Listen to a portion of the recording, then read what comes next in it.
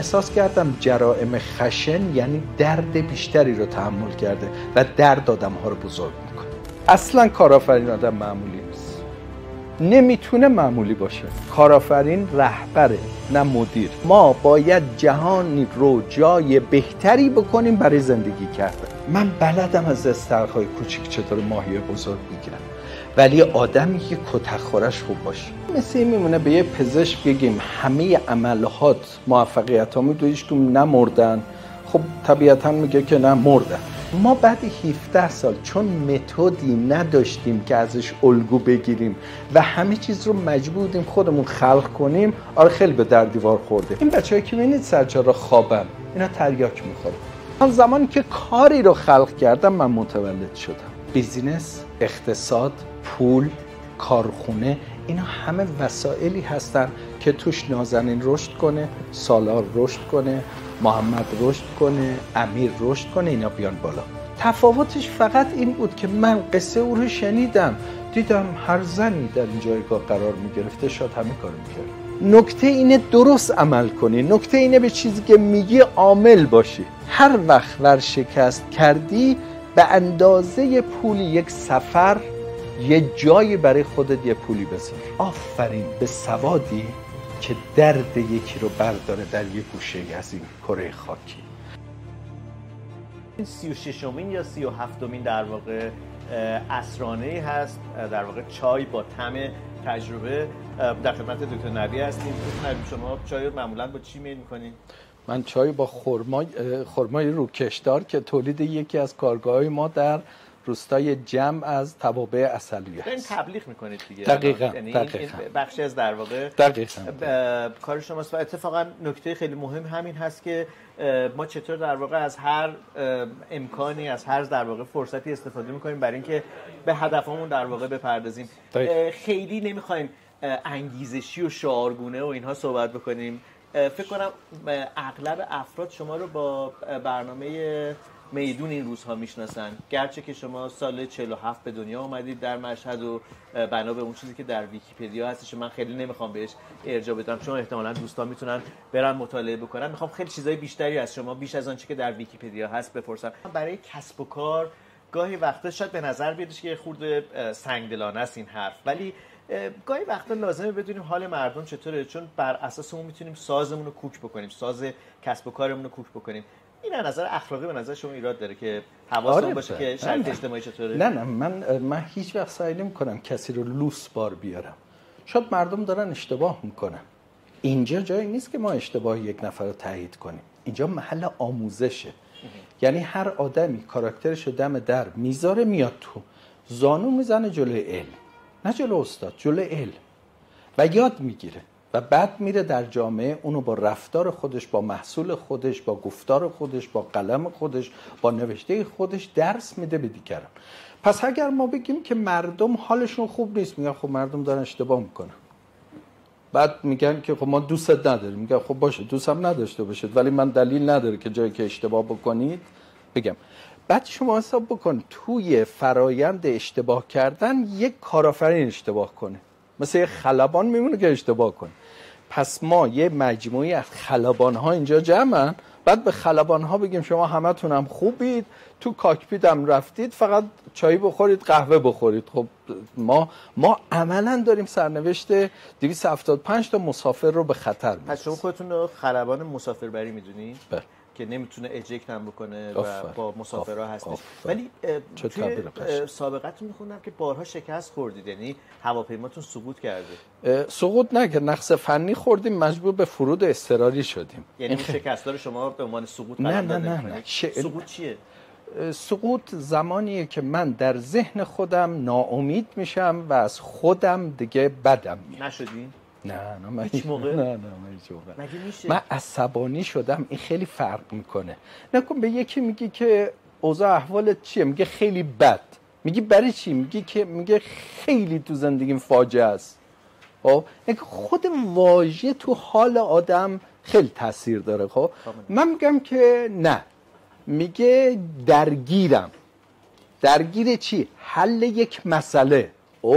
پس مسئله داری. آره مسئله سختی رو دارم حل میکنم. خب این فرمان شما که استاد من، این فرمان رو شما بده به ذهنت. ذهن میگه من ابر کامپیوتر خودم بین دو گوش، ولی به هم با هم درست حرف بزن. یعنی به هم بگو مسئله دارم. آره من به مسائل زیادی در زندگیم برخوردم، خب که عصبانی شدم، خیلی سخت بوده، خیلی مبارزه کردم، خیلی تلاش کردم، ولی تونستم ازش بگذرم. و مسئله بعدی اینم نبوده بگم خب این مسئله رو گذشتم، خب دیگه مسائل تموم شد. مثل میمونه بگیم که کلاس تموم شد، یا یک نفر بیاد سر کلاس بعد بره بیرون بگه من چطوری میتونم درساشو فراموش کنم. یک مسئله حل کردنش یه تجربه است برای حل مسئله بعدی. تا کی من میخوام این مسائل رو حل کنم؟ اصلا من برای حل کردن مسائل اومدم چون بنا به رشده، بنا به بزرگ شدنه، بنا به توسعه فردیه. اینجا در واقع شما با تعیین مأموریت برای خودتون که تعیین مأموریت من حل مسئله هستش، به نوعی مغزتون هم دارین تنظیم میکنید که چطور واسطه‌های شیمیایی رو ترشح بکنه، شما رو تبدیل بکنه به یه آدم خموده یا آدمی که در واقع داره پیش میره یا میخواد پیش بره. من دوباره برگردم به برنامه میدون به این دلیل که شاید بخش جدی از آدم‌هایی که اینجا هستن هم شما رو به واسطه اون برنامه بشناسن. تلویزیون پاور شبکه 3 که پاور بسیار قوی هستش و بدون تعارف اجازه بدید به شما بگم که من فکر می‌کنم که بخش جدی از واقعی بودن و اعتبار اون برنامه به واسطه حضور شما بودش. اینکه بعدش چه شده اینا رو کاری ندارم که هی هر چیزی رو گاهی اوقات ما فکر کنیم بزرگش بکنیم بهتر میشه که نمیشه، ولی احتمالاً جامعه شما با رفتن داخل این برنامه خودتون رو در اتاق شیشه‌ای قرار دادید. تا قبلش هم بودید، داشتید کارهای خودتون هم می‌کردید، ولی باید بپذیریم که بعدش دیگه وضعیت شما تغییر کردش. آدم‌های زیادی با انتظارات زیادی میان پیش شما و مایلن که شما چوب جادوییتون رو در واقع به کسب و کارشون، به اندیشهشون بزنید به عنوان یه منتور، به عنوان در واقع یک فرد موفق. چقدر زندگیتون تغییر کرده این روزا؟ من یک سری مدل‌هایی رو همراه خودم آوردم، خب که این مدل ها رو وقتی میشنوید و با داستان کسب و کارشون نزدیک آشنا میشید براتون خیلی عجیب غریبه. عجیب غریبش هم شاید به علت اینه که ما عادت کردیم همه چیز رو همون طوری ببینیم که معمول هست. اصلا کارآفرین آدم معمولی نیست، نمیتونه معمولی باشه. یعنی مثلا اگر که یک نفر در زیر مجموعش بترسه، اونم اجازه داره بترسه؟ پس ما که میخوایم مسئله رو حل کنیم؟ اون نباید بترسه. کارآفرین انسان فرهنگیه، کارآفرین رهبره نه مدیر. برای همینه که برای کسب و کارش مدیر میگیره که خودش بتونه در جایگاه دکتر سن خودش بتونه در جایگاه رهبری قرار بگیره. خب نکنید من به سونی میگن تو چی کار کردی که در هر چیزی، در هر خونه‌ای، نه در هر خونه‌ای وسایل تو هست، وسایل و تولیدات تو هست. گفت من هر کاری رو انجام دادم و کمی بیشتر. نکنید من برای انجام دادن یک کاری نه به بعدش فکر میکنم نه به قبلش، من سعی میکنم اون کاری رو انجام بدم و کمی بیشتر. من در برنامه میدون فقط کارم انجام میدادم، خیلی هم خوب سعی میکردم کارم انجام بدم. برامون یه سری از قصه هایی که اونجا اتفاق میافتاد اصلا فی البدایه بود. مثلا یه دفعه من بالا میجام میرفتم تو مثلا رو دوشک اون تولید کننده میخوام. این یک مسئله بود. یه مسئله اینه که اگر این نکته خیلی مهمه، اگر ما آدم ها رو بفهمیم، ما آدم ها رو نمیفهمیم. من میگم چرا این با من نمیتونه ارتباط برقرار کنه؟ تو حالش فهمیدی؟ تو خودت تو جای اون قرار دادی؟ تو هرچی برای خودت نپسندیدی برای اونم نپسندیدی؟ من فکر میکنم اتفاقاتی که توی بعد از میدون افتاد این بود که به من میگفتن کارشناس برنامه میدون و خیلی منو به هم میریخت. چون من کارشناس برنامه میدون یکی از کارام بود. بله، من خالق یک اندیشه بودم که اون اندیشه میتونه خیلی زندان رو جای بهتری بکنه برای تحمل اون مدت زندان. ما دلیل نداره به یکی محکومیت بدیم بعد با روحش بازی کنیم، بعد لهش کنیم. بعد من رفته بودم تو زندان دیدم یه پرده‌ای زدن کلاس‌های زندانی، همه چی بود غیر از کسب و کار، در که زندانی یه مشکل خیلی اساسی داره اونم کسب و کاره. بعد نوشته بود که 7:30 تا 8 قرآن، 8 تا 8:30 صبونه، 8:30 تا 9 احکام، 9 تا 10 نمیدونم مسائل مربوط به میت. ما یک پرورش مردشور داریم اونجا، مثلا این قوانین چیه بهش یاد میدیم. بعد خب با روح این بازی میکنه. بعد بهش گفتی که اگر نمازتو اول وقت بخونی و ولذالینش هم خیلی کش بدی 3 روز مرخصی میگیره. خدا وکیلی بینا بگن مثلا 3 روز بهتون مثلا مرخصی میدن، ولذالین اصلا میاد از عبدالباسط هم میزنه بالاتر. اینقدر نکنید. من چی میگم؟ من میگم که زندانی اولا یک انسان، اول یه انسان، دوم قابل احترامه، سوم من خیلی دوستش دارم، 4 من گذشتهش به من هیچ ربطی ندارم، تو که گذشته من به او ربطی نداره. خب حال و آینده‌ای که میسازه. آفرین چقدر خوب ساختی. این قاتل بوده، به من چه بوده؟ چیزی که هست یه مدیر تواناست یه بخشو داره راه میبره، بهره وری این بخش خیلی بالاست. مثلا من خیلی آدم درستی، این آدم درستیه، این دوز بوده الان آدم درستیه. انباری که بازرس گروه میره میگه این پاکترین انباره. من چیکار دارم؟ این قبلا دوز بوده. چه تجربه خوبی، الان تمام سوراخ سنبالو داره میبنده. یعنی شما میتونی یه جور دیگه هم نگاه کنی، چشما رو باید شست، واژه ها رو باید شست، جور دیگر باید دید. من خودم میذارم سوی مدیرایی که دارن این صحبت ها رو میشنون. سابقه آدم ها خیلی مهمه.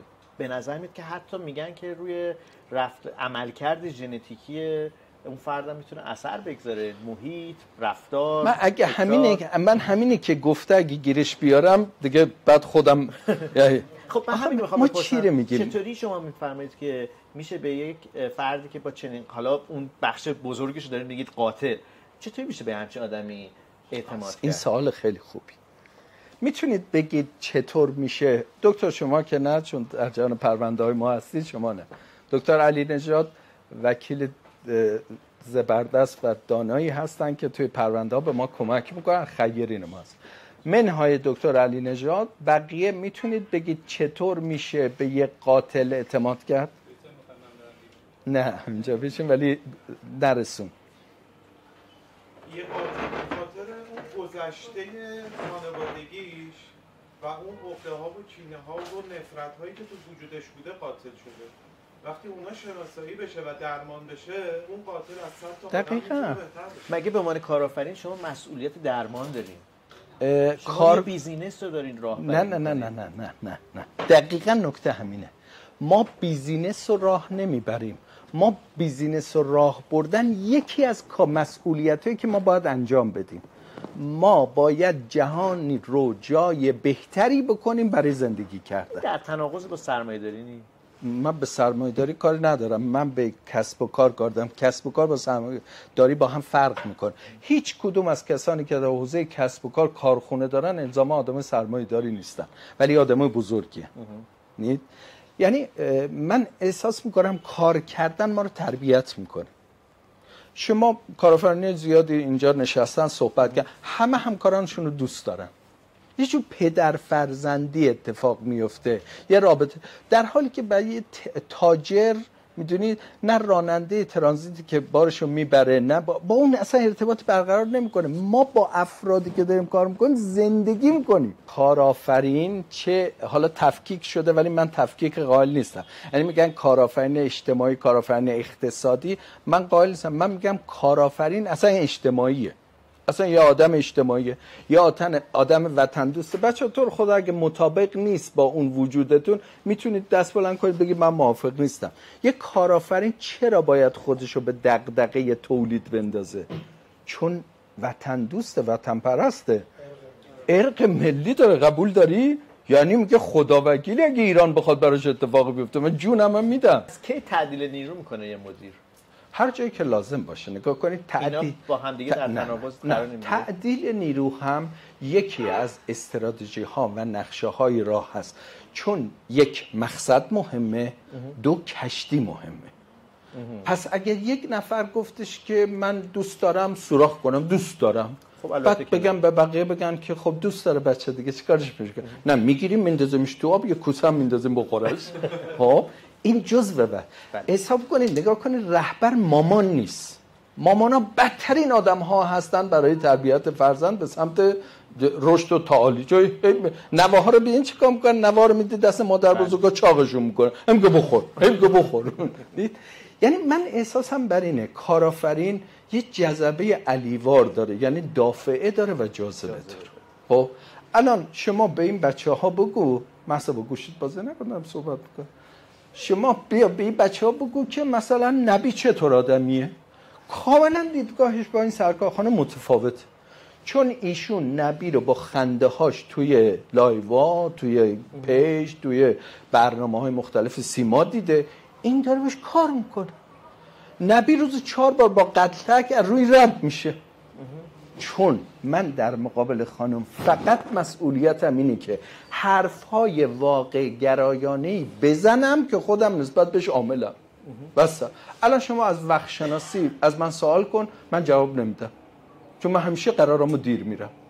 من وقت شناس نیستم، پس اجازه ندارم راجع به وقت شناسی اینجا صحبت بکنم. خب شما راجع به مثلا همسرداری صحبت کن، من اصلا هیچ حرفی ندارم، چون من یه زن طلاق دادم، یکی دومش هم در شروع بوده با این وضع زندگی که من دارم اونم بالا میسته. خب من اینو بلد نیستم، ولی من بلدم از یک آدمی که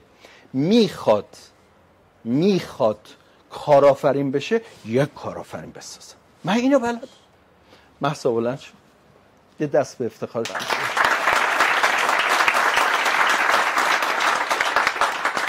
من گرفتار شدم. نه بذار داستانو بگم. مهسا زلزله بم میاد، یه شب میخوابن، صبح بلند میشه هیچی نیست، مال اموال عزیز پدر مادر همه رفت.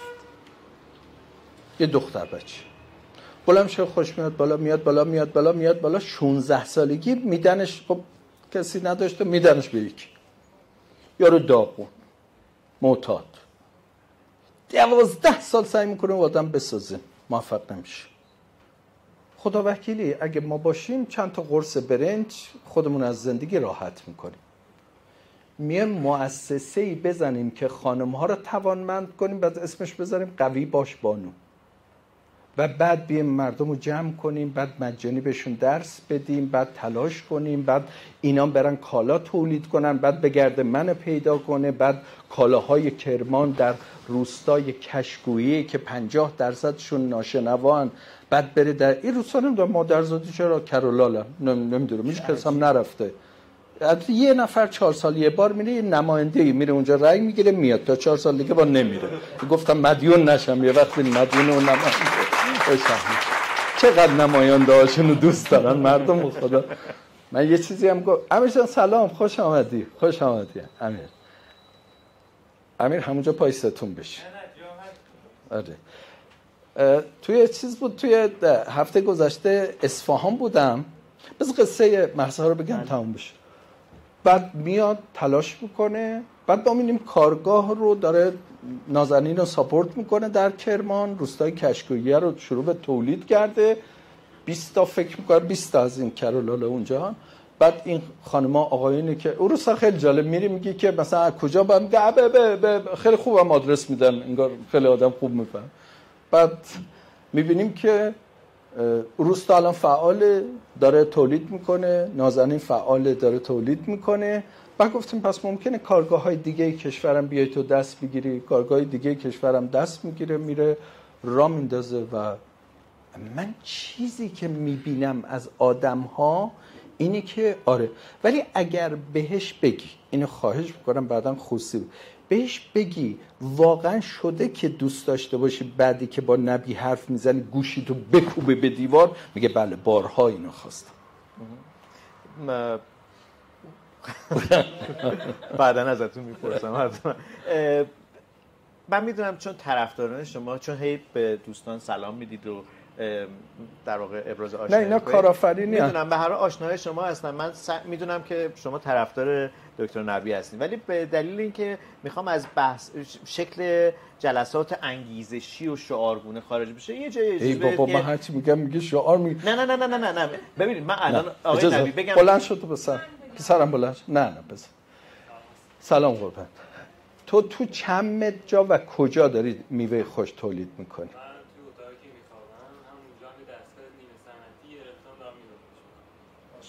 خونه مجردی. خب اجازه دارم یه خودم قصتو بگم. تو بابات من کارخونه دار نیست. مگه بابات خیلی پولدار نیست؟ مگه تو چراغ برق اسمشو میبرن مثلا تراول به پای بابات نمیریزن؟ چرا توی اون اتاق خوابت داری میوه تولید میکنی؟ بابا به خاطر اینکه سرمایه داره، کارآفرین نیست. تو همین روز که اونجا بودم من چون دیدم با یکی از کارمندا خیلی بد بهش مثلا صحبت می‌کردم، من واقعا ناراحت میشم و اشکم در میاد. من اومدم که کارآفرینی کنم برای زندگی، برای بچه‌های طلاق. برای بچه‌های طلاق. متشکرم. یعنی خانم بچه‌ای که اینجوری مامانش رو نه به لفظ که به عمل میگه دستتو ببخشید امیر ببخشید دستتو پیش بابا دراز نکن، من اگه شده از اتاق خوابم پول در میارم و نمیذارم تو دستتو پیش بابا دراز بکنی. من سخنان انگیزشی نیستم، من اینا بهم انگیزه میدم. حالا بعد میریم رو سالار که سالار جان میشه بلند شی بابا.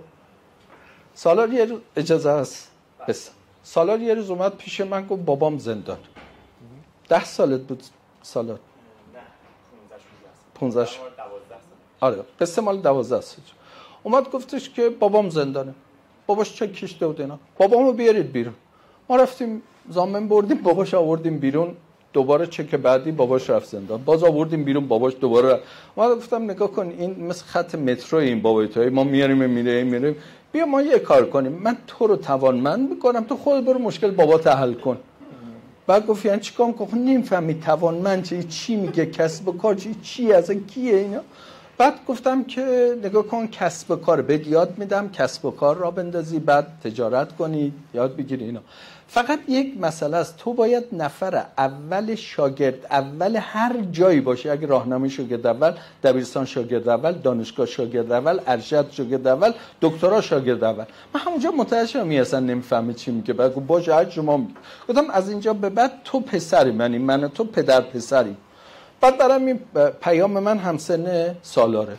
با هم میرفتیم خرید میکردیم، کت شلوار برای این میخریدم، برای اونم میخریدم، برای اون میخریدم. الان سالار برای من از ترکیه، از دفتر ترکیهش کت شلوار میخره میاد، پیرن میخره میاد. بعد روز بهش میگم داری اسراف میکنی یا من اینقدر لباس نمیپوشم، لازم ندارم. گفت یه روزی منو میبردی برام لباس میخریدی، الان میبرمت برات لباس میخرم. نه همه تاونه. من بلدم از استرخای کوچیک چطور ماهی بزرگ بگیرم، ولی آدمی که کتک خورش خوب باشه. خب دانشگاه همونطور که حرف زده بود، هم لیسانسش شاگرد اول شد، برای فوقش دیگه کنکور نداد و بورسیه شد. شاید بهشتی هم خون، روانشناسی، و بعدم دکترا سمنان، همش هم شاگرد اول شد. گفتم دیگه مشهد جای رشد نداره، باید بیه تهران. خب باید بیه تهران. گفت چرا؟ خب من میتونم از یکی از اتاقای شما استفاده کنم؟ گفتم نه. گفت خب بابا 3 تا اتاق داره خونت دیگه، خب یکشو بده من استفاده کنم. گفتم نه. گفت برای چی؟ گفتم باید بری توی گاراژی که ما جنسامون اونجا میذاریم، انبار میکنیم، اونجا زندگی. گفت برای چی؟ گفتم برای که وقت کاسی کتاب زندگی تو بنویسی یه فصلش بگی من در یک گاراژ زندگی کردم تو تهران 7 ماه، درست میگم؟ 7 ماه در یک گاراژ زندگی کردم که توالتش دستشوییش دوش نداشت، با همون شلنگ توالت خودم رو شستم، حموم کردم. امروز وقتی برای من میفرسته میگه بابا این آپارتمان رو خریدم 300 متر تو برج عمار استانبول و این حمومش فقط 24 متره، میگم نوش جانت پسرم، تو اون گاراژ رفتی تو دستشویی حمام کردی. امروز سالار موظفه، واسه بفهم، امروز سالار موظفه یکی یا 10 تا مثل خودش رو تحویل این جامعه بده. ما چرخه رو نباید. به نازنینم الان داشتم گفتم کمکت میکنم کارخونت رو بزنی، ولی قول بدی 40 تا رو باید تربیت کنی و بعد اینا چرخه رو قطع نکن. من از تو چیزی نمیخوام. قول داد، بوسش کردم، گفتم باهتم، کمکت میکنم کارخونت رو بزنی، صورتم برات میگیرم، ابزارشم میگیرم، ایناشم میگیرم. چرخه رو قطع نکن. نه من اصلا انگیزشی صحبت نمی کنم. اینا 5 تا آوردم فقط به خاطر نمونه که بدونی 1057 از اینا است. مرسی سالا بفرمایید. محمد حواسم به تو هست. پیش از این از شما سوال کردم راجع به این که چقدر میشه اعتماد کرد. اشاره کردید که کامل میشه با توجه به شناخت توانایی‌ها. شده که در واقع به نوعی جا بخورید و غافلگیر بشید از اینکه فردی در واقع از اعتماد شما سوء استفاده بکنه از بین همین افرادی که سابقه داشتن؟ این مثل میمونه به یه پزشک بگیم همه عملهات موفقیت ها میدو هیچکدوم نمردن، خب طبیعتا میگه که نه مردن. میگه اونی که مردن باعث شد تو از شغل جراحی و پزشکی دست برداری، میگه نه تجربه شد برای عملهای بعدی. نکن اتفاقی که اول داشت میافتاد این بود که ما نمیدونستیم جرما رو کجا بذاریم. جرمه ولی جا داره. مثلا من هیچ وقت نتونستم کلاهبردار رو درمان کنم. اینا اعتراف میکنم 3 تا کلاهبردار آوردم، هر 3 تام کلاه هم برداشتن رفتم. اصلا نمیدونم این بشر چجوریه که وقتی با جرم کلاهبرداری میاد خب اصلا از همون اول داره فکر میکنه که من چجوری میتونم کلاه بردارم. خب بعد ما تجربه نداشتیم اینو بد جایی میذاشتیم. مثلا کلاهبردار آدم باهوشن، خیلی باهوش. مثلا شما دوست داری اینا رو بذاری تو فروش، دوست داری بذاری توی قسمت مالی، دوست داری بذاری تو خرید، خب اونام دوست دارن برن همون قسمت‌ها چون خیلی بهشون خوش میگذره. یادم یه ناصر بود، من خانمش اومد گفتش که آره من اینو از زندان در آوردم، گفتم جرمش چیه؟ گفت کلاهبرداری و الانم فرار کرده از زندان و یعنی سند گذاشتیم اومده مرخصی برنگشته اینا. تو رو خدا بهش کار بده اینا. گفتم که باشه خودت هواشو داری تو خونه؟ گفت آره من هواشو دارم. گفتم خب خدا خیر به اومد و ما ناصر گذاشتیم یه قسمتی تو فروش به نام فروش رستوران‌های ترقب شاندیز. این فروش رستوران ترقب شاندیز خب خیلی سخته چون شما با رستوراندار که اونجا مواجه نیستی. یه آقایی بوده ما روستایی بوده توی شاندیز، بعد جاده خورده این رفته یه قابلمه گذاشته شیشلیک درست کرده، شما از تهران رفتید خوردید چرب و چیلی، بعد اومدید این که برای اون که تعریف کرده، بعد 5 نفر رفتن، بعد 10 نفر رفتن، اینم هی پول در آورده دیزاین کرده درست کرده. یعنی از علم رستورانداری، مردمداری، اخلاق، خوشرویی اینا چیزی نداره. بعد یک نفر یا آقای تهرانی بود رفت اعتراض کرد، گفتم نگاه کن اینجا خیلی اعتراض نداره چون این یه سود میزنه پسراش میان تو رو میزنن. این خیلی چیز نیست. غذاش دیر اومده بود و میان. اعتراض نداریم، بخور تشکر کن پول بده برو. بعد فروختن جنس به کسی که قاعده بازی رو بلد نیست خیلی کار سختیه. مثلا میگه بذار برو، خیلی خوب این یه کلمه دیگه هم داره بذار برو، بعد بیا حساب تو بگیر. این آخریشو چرا نمیگی؟ میگه نه دیگه برو من هر وقت پول. بعد تصویر شده بود 8 ماه 9 ماه.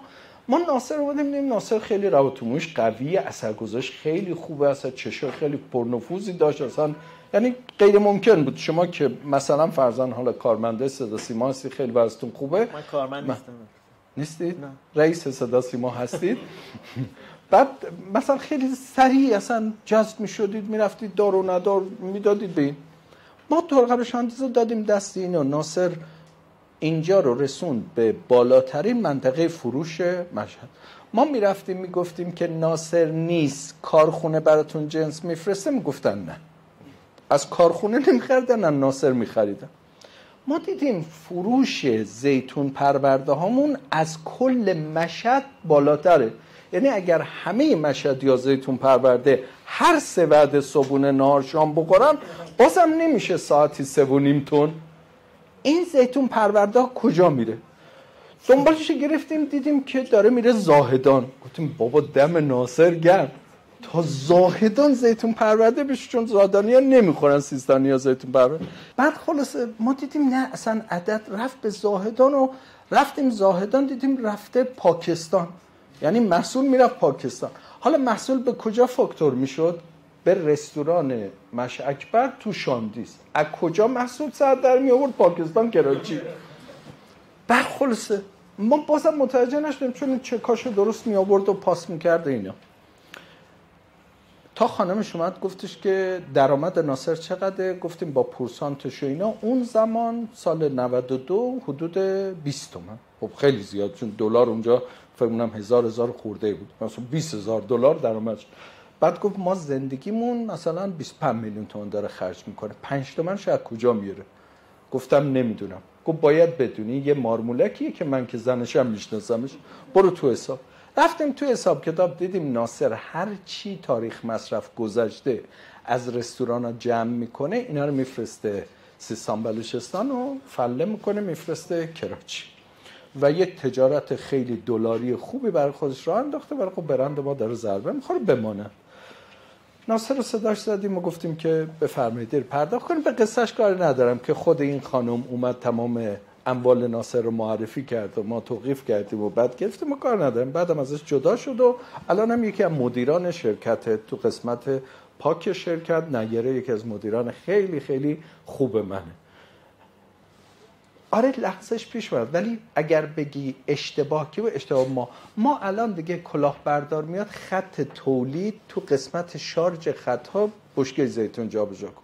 میگه من فوق لیسانس آیتی ام، ماهانو گذروندم، نمیدونم اینجوری بوده. میگم همه این چیزا درست، ولی جرمت چون کلاهبرداریش اون بشکه زیتون فقط میتونی ببری شارژ کنی.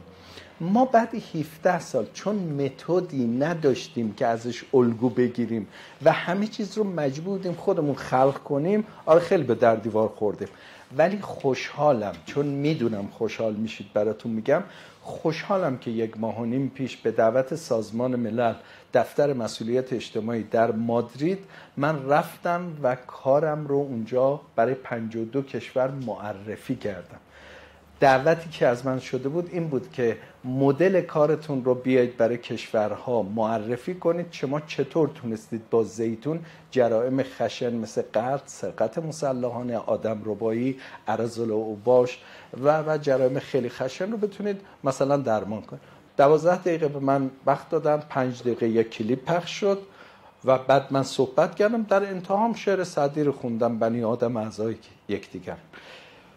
وقتی که من صحبتم تموم شد، خب جو خیلی سنگین بود، ترجمه صحبت من چون خیلی دلی صحبت، کار بسیار سختی برای همسرم بود که داشت شعر سعدی رو فل بدای بخوای ترجمه کنی، کار سختی بود و خب من همه شعر میخوندم، اونم هم مجبور ترجمه کنه.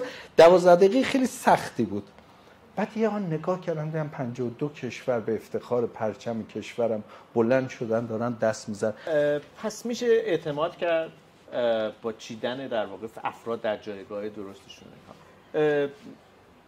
آخرین نفری که اخراج کردین کی بوده؟ ما اخراج نداریم، نگاه کنیم. گفتید که مدیر عاملاتون اخراج کردین؟ نه، بهش گفتم که تهدیدش کردم این بچه‌ها نگاه کنید باید رشد کنن.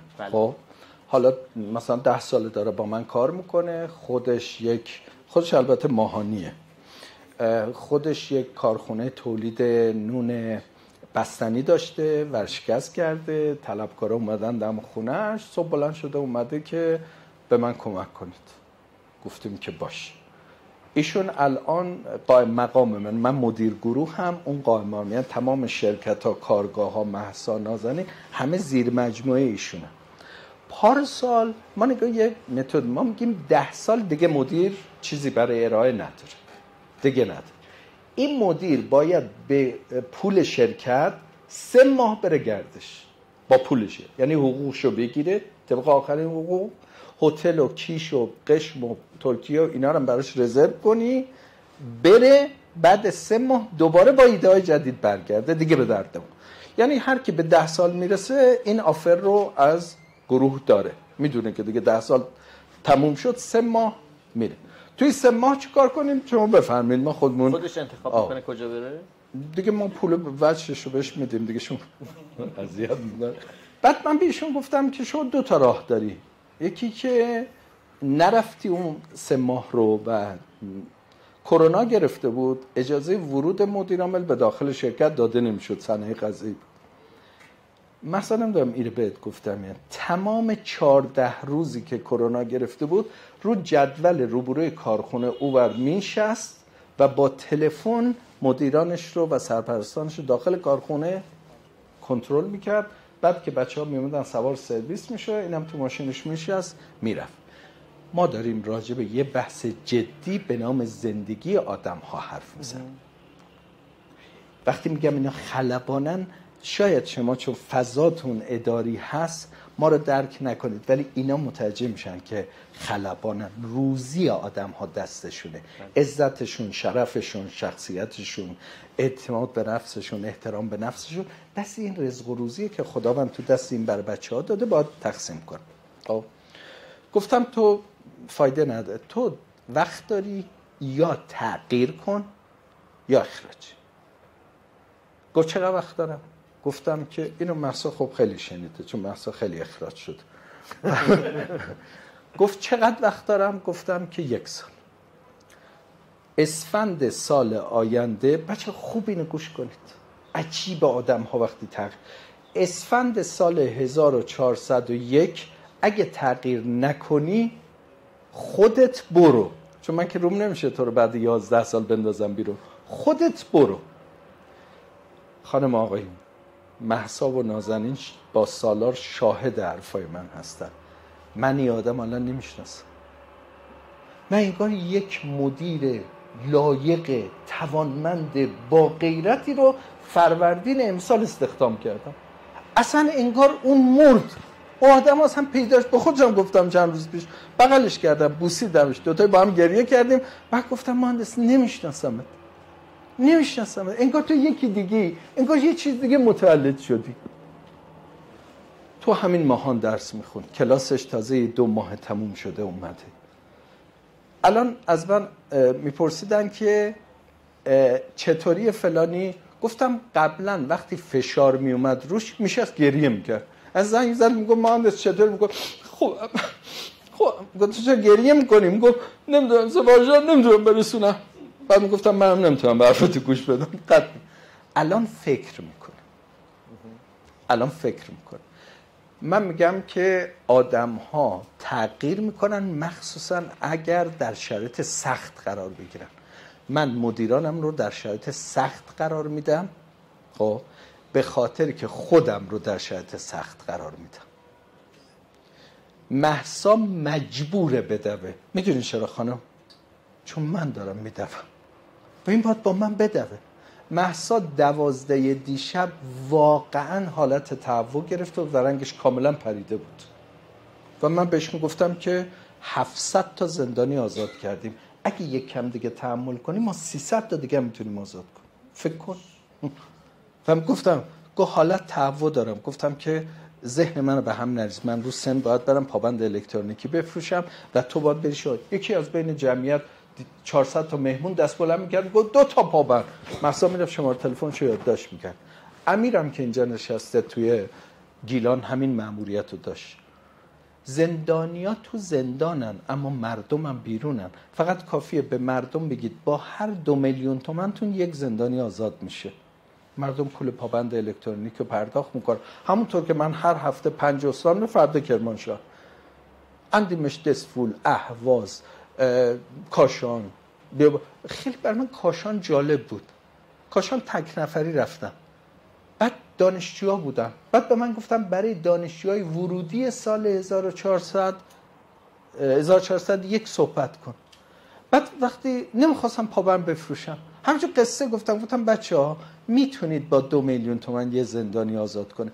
وقتی پلاستیک گرفته بودم بین این بچهای دانشجو 5000 تومان 10000 تومان جمع میکردم، میگفتم به ایران امیدوارم، نه برای مسئولینش، برای مردمش.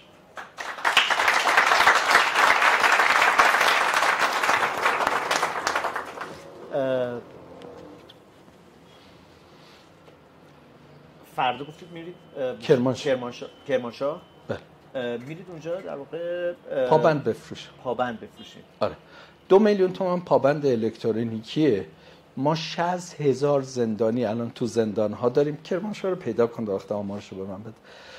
ما 60,000 زندانی در زندان‌ها داریم که با پرداخت 2 میلیون تومان پابند الکترونیکی میان پلو خانواده‌اش. میان که برن کار بکنن چی؟ یعنی یه پابند بسته میشه، از زندان آزاد میشه، میاد بیرون به صورت الکترونیکی مراقبت میشه.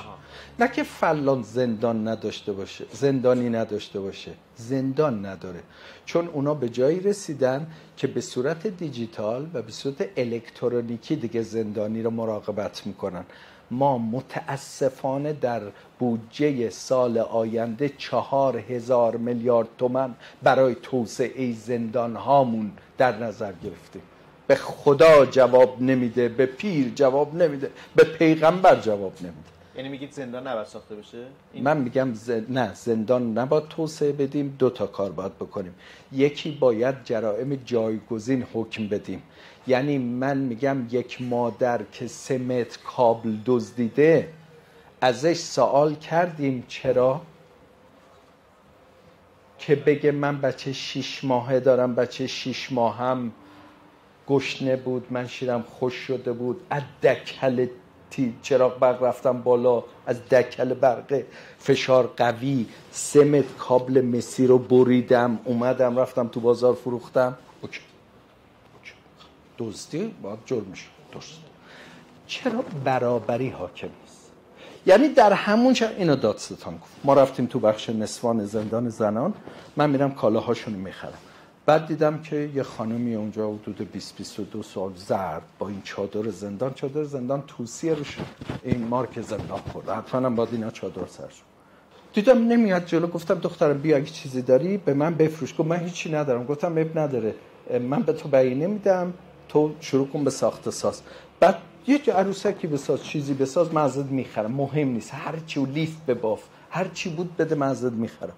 بعد گفت نمیخواد به من کمک کنی، برو بچه 6 ماهمو کمک کن. گفتم بچه‌ت کجاست؟ گفت بچه‌مو از من گرفتن، زمانی که گرفتنم آگاهی دادن به خواهرم گدایی میکنه سر چهارراه، به بچه تریاک میده بخوابه. این بچه‌ای که میبینید سر چهارراه خوابن، اینا تریاک میخورن. برای این بچه در هر حالت خوابه. شما 10 بار برید بیاد میبینید بچه خوابه. خب بعد این بچه رو میان برو بچه رو بگیر برای من. گفتم باش. خودت چی؟ جرمت چیه؟ گفت دزدی. گفتم چی دزدیدی؟ گفت 3 متر کابل مسی. گفتم که خیلی خوب. دادستان خیلی ریخت به هم. گفتم چه ریختی به هم؟ گفت تو همین شهر من کسی رو برای کابل مسی اختلاس کرده بود در شرکت توزیع برق و 3 میلیارد تومان. معرفیش کردم به دادگاه، به عنوان مدعی عموم بهش دادن 8 میلیون تومان رد مال. به خانم داده بودن 7 سال. دید من با این دارم مبارزه میکنم، با نابرابری. اب نداره، من نبیم خطا کردم، ولی اگر این آقازادم خطا کرد دوتایی رأیمون به هم بخوره.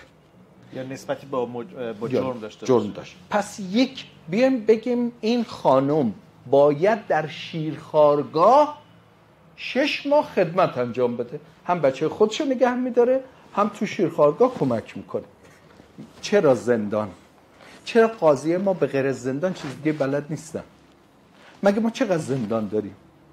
من نمیتونم اینجا آماری رو بگم که ما ظرفیت یک زندانمون چقدره و 3 برابر اون ظرفیت آدم چپوندیم تو. من نمیتونم بگم انتقال بیماری ها در زندان چگونه داره انجام میشه. من نمیتونم بگم تا سقف دستشوییمون اومدیم اونجا آدم گذاشتیم گفتیم تو شبا اینجا بخواب. من بحثم سر اینه که یک بیام مجازات جایگزین بذارید. چرا دارید مثلا بگو آقا در زمینه مثلا فلان چیز رفته ناهنجاری اجتماعی داشته، تو اون زمینه بره 5 ساعت تو ماهان بشینه درس بخونه،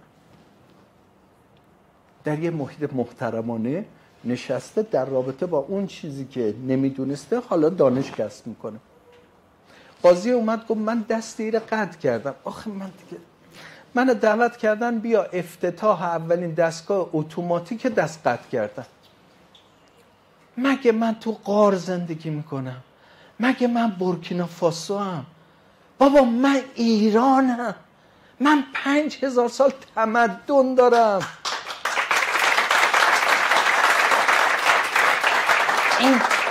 این چه رفتاریه دارید با من میکنید؟ من حافظ دارم، من پندهای سعدی دارم، من حکیم ابوالقاسم فردوسی دارم.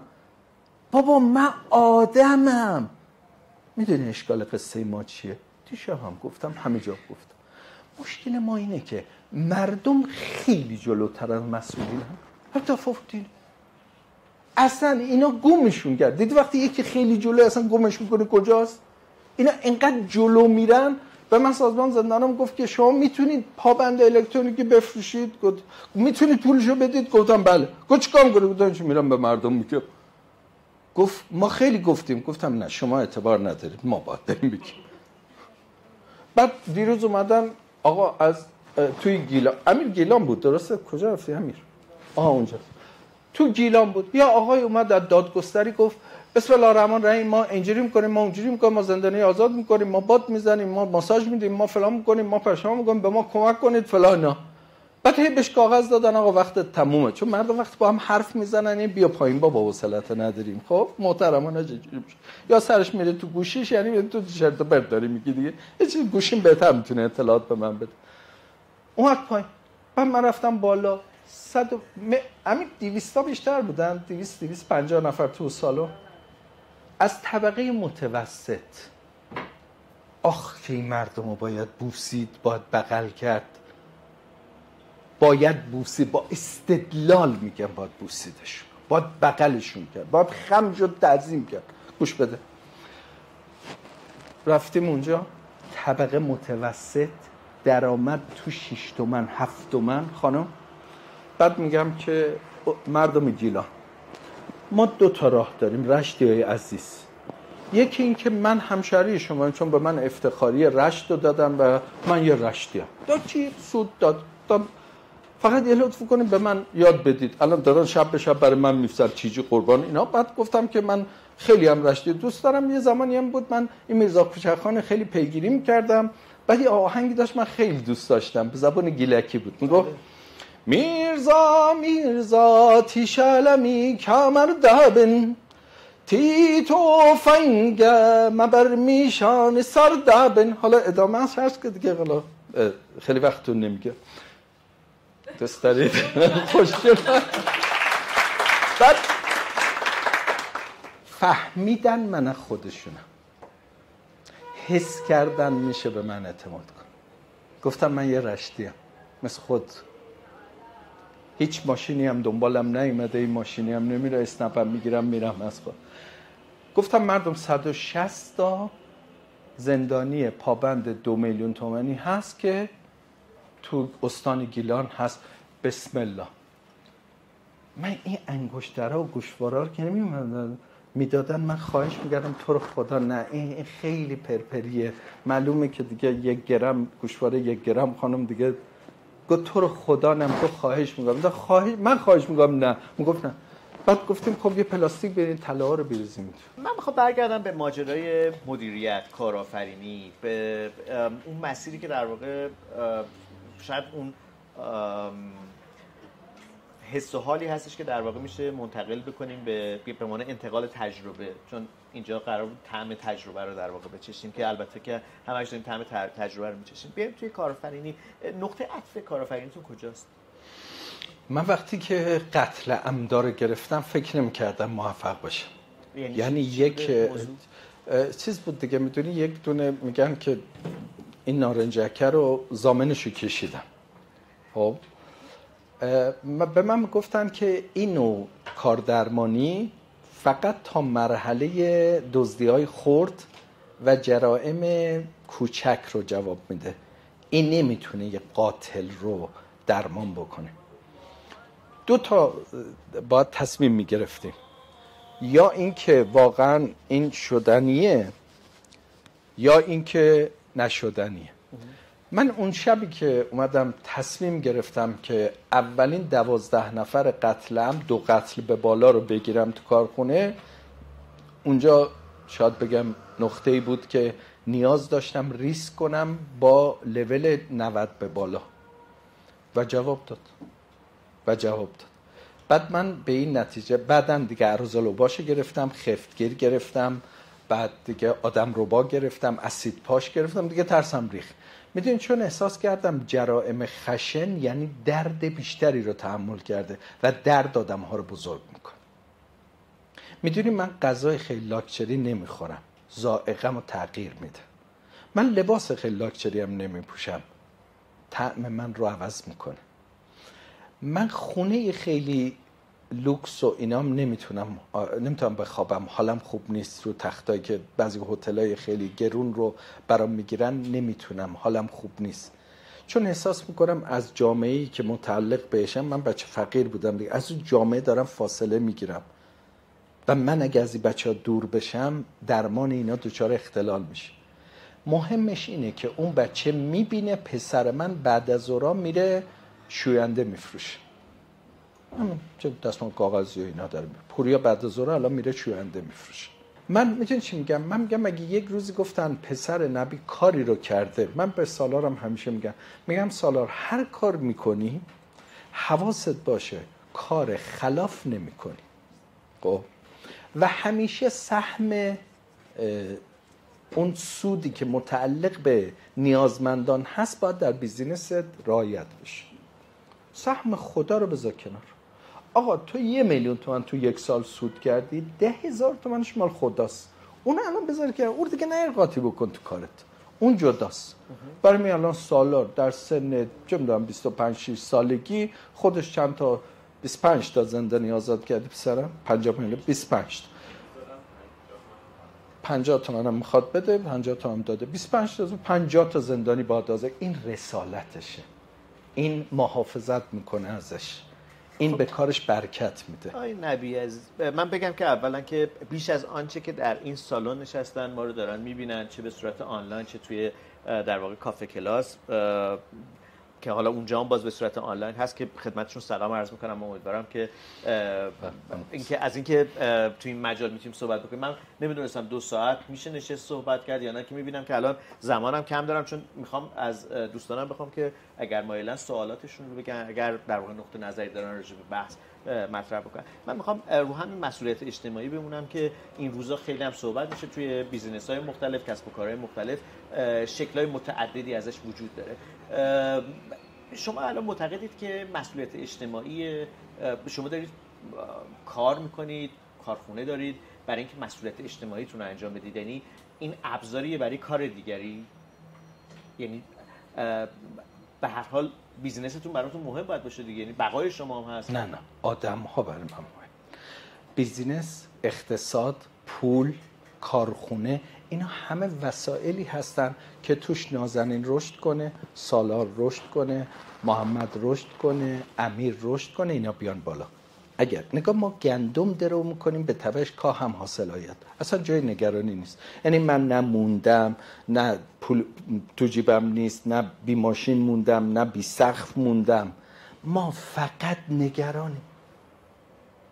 ما برای نگرانی هامون خیلی پول خرج میکنیم، در حالی که من میگم خود چرا اینقدر پول خرج کنی که اون نگرانی ها رو در خود نگرانی ها از بین ببر. بعد نگرانی ها چجوری از بین میره؟ جاش همینجاست، جاش مجاورت، مشابهته. با کی نشسته برخواست میکنی؟ کی رفیقته؟ تو به من معرفی کن، من میگم تو چه آدمی. خب پس اینا خیلی مهمه. آدم میتواند آروم باشه. من دارم میگم خدا رو شکر 1057 نفر الان هستن خب که دارن رشد میکنن، میان بالا. یعنی مثلا وقتی من زهرا رو از زندان ارومیه تحویل گرفتم، این برادرزاده 7 سالش رو کشته بود با خواهر 14 سالش رو. خب وقتی اینو تحویل گرفتم، تفاوت من با دیگرانی بود. توی ارومیه بهش میگفتن قاتل، بچه 7 ساله رو بکش قاتل. من بهش گفتم بابا چی شد؟ تفاوتش فقط این بود که من قصه او رو شنیدم، دیدم هر زنی در این جایگاه قرار میگرفته شاید همه کار میکرد.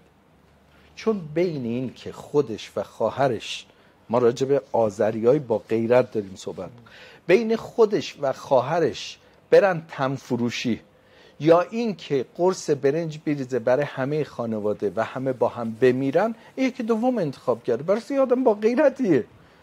من حاکمیت نتونستم براش بستر فراهم کنم. من قصه زهرا رو شنیدم، بعد کمکش کردم، بعد کتابشو نوشت، بعد کمکش کردم کتابش چاپ بشه، بعد جلد 2 ماه در قفس رو نوشت، بعد جلد 2 اومد بیرون، بعد مردم خریدن، بعد زهرا رو دوست داشتن، بعد اومدن تو نمایشگاه کتاب امضا گرفتن ازش. تفاوت بین این که زهرا خودکشی میکرد یا روسبی میشد تا اینکه نویسنده بشه همین حلی بود که من بهش دادم. من زهرا رو زنده کردم، پس من کارخونه دار نیستم، من یه معلمم، من یه کوچم، من یه مربیم و اینو دوست دارم. من بهم میگن کارخونه دار حسابم میزه بهم. تونستین تکثیر کنید خودتونو؟ اینا هم دیگه آوردمشون. آره چرا به نازنین دارم میگم بابا من به تو کمک میکنم تو کارخونه دار بشی، ولی 40 تا باید نیرو داشته باشی و تو این آدم ها رو کمک کن دوباره بشن مثل تو. سالار الان یه پسری رو اجازه دارم اینو بگم؟ خب نیست. سالار خب دکترای روانشناس بالینیه. یه آقایی توی یکی از شهر فرض کن عسلویه الکیه، میخوام آدرس ندم، آره تو عسلویه این اومد منو دید، یه پدر با یک مادر دوتایی منو بغل کردن، زار زار گریه کرد. گفتم چی شده؟ فقط بگید چی شده. گفت ما صبح به صبح اگر از پسرمون یه فصل کتک مفصل نخونیم دوتایی. گفتم این میزنه یا تمثیل؟ گفت نه میزنه، مادرش میگه اینجا کبود کرده میزنه. و گفته من این دوقلوها رو، یه خواهر دوقلو، گفته این دوقلوها رو من میکشم. برای همین مادرش که معلم نمونه اون منطقه بوده مجبور شده استعفا بده بیاد بشینه که این دوتا رو نکشه. زنگ زدم به سالار، گفتم که خیلی مردی؟ گفت پدر متوجه نمیشم. گفتم اگه خیلی مردی این بچه رو میفرستم درمانش کن، اگه درسات درست خوندی، اگه خیلی مردی، اگر که من تو رو تربیت کردم اینو. امروز جشن گرفته بودن، این پسر مرتب ترتمیز، باباش اومده بود. بعد وقتی باباش دست سالار رو بوسید من خجالت کشیدم. گفتم چرا این کار کردی؟ گفت این پسر شما به من زندگی داد، ما داریم زندگی میکنیم، ما یه ماه داریم زندگی میکنیم، ما پسرمون برام میرسه دلم بابا برات تنگ شده، مامان منو سلام برسون. به مامانش زنگ میزنه میگه من خیلی آدم خوشبختیم. آفرین به سوادی که درد یکی رو برداره در یک گوشه از این کره خاکی، و اف به سوادی که مثل حماری باشه که به کتاب بار کردیم و به درد جای دیگه نخ. ماهانو دوست دارم، میدونید برای چی؟ چون به آدم ها عملگرایی یاد میده. به آدم ها میگه سوادت باید به درد کاری یا به درد کسی بخوره. بله، پیام، سالار، نازنین، مهسا، همایون، اینا همه بچه های زیر 30 سالن که دارن. چرا تو همایش ها همشون میان؟ با اینکه بارها این قصه رو شنیدن، بارها اصلا دارن به این قصه زندگی میکنن، به خاطری که بیشتر و بیشتر آشنا بشید با اون چیزی که میخواید فردا این پرچم رو راه ببرید. آقای سالار چیکار کردن با اون پسر که تغییر کرد؟ چون واژه درمان چه خوبه، چه سوال خوبه. سالار ممکنه این قسمت سالار جواب بده؟ بچه اشکال نداره، 5 دقیقه بدیم به سالار. می اینجا بابا یه دست میزنید به افتخار.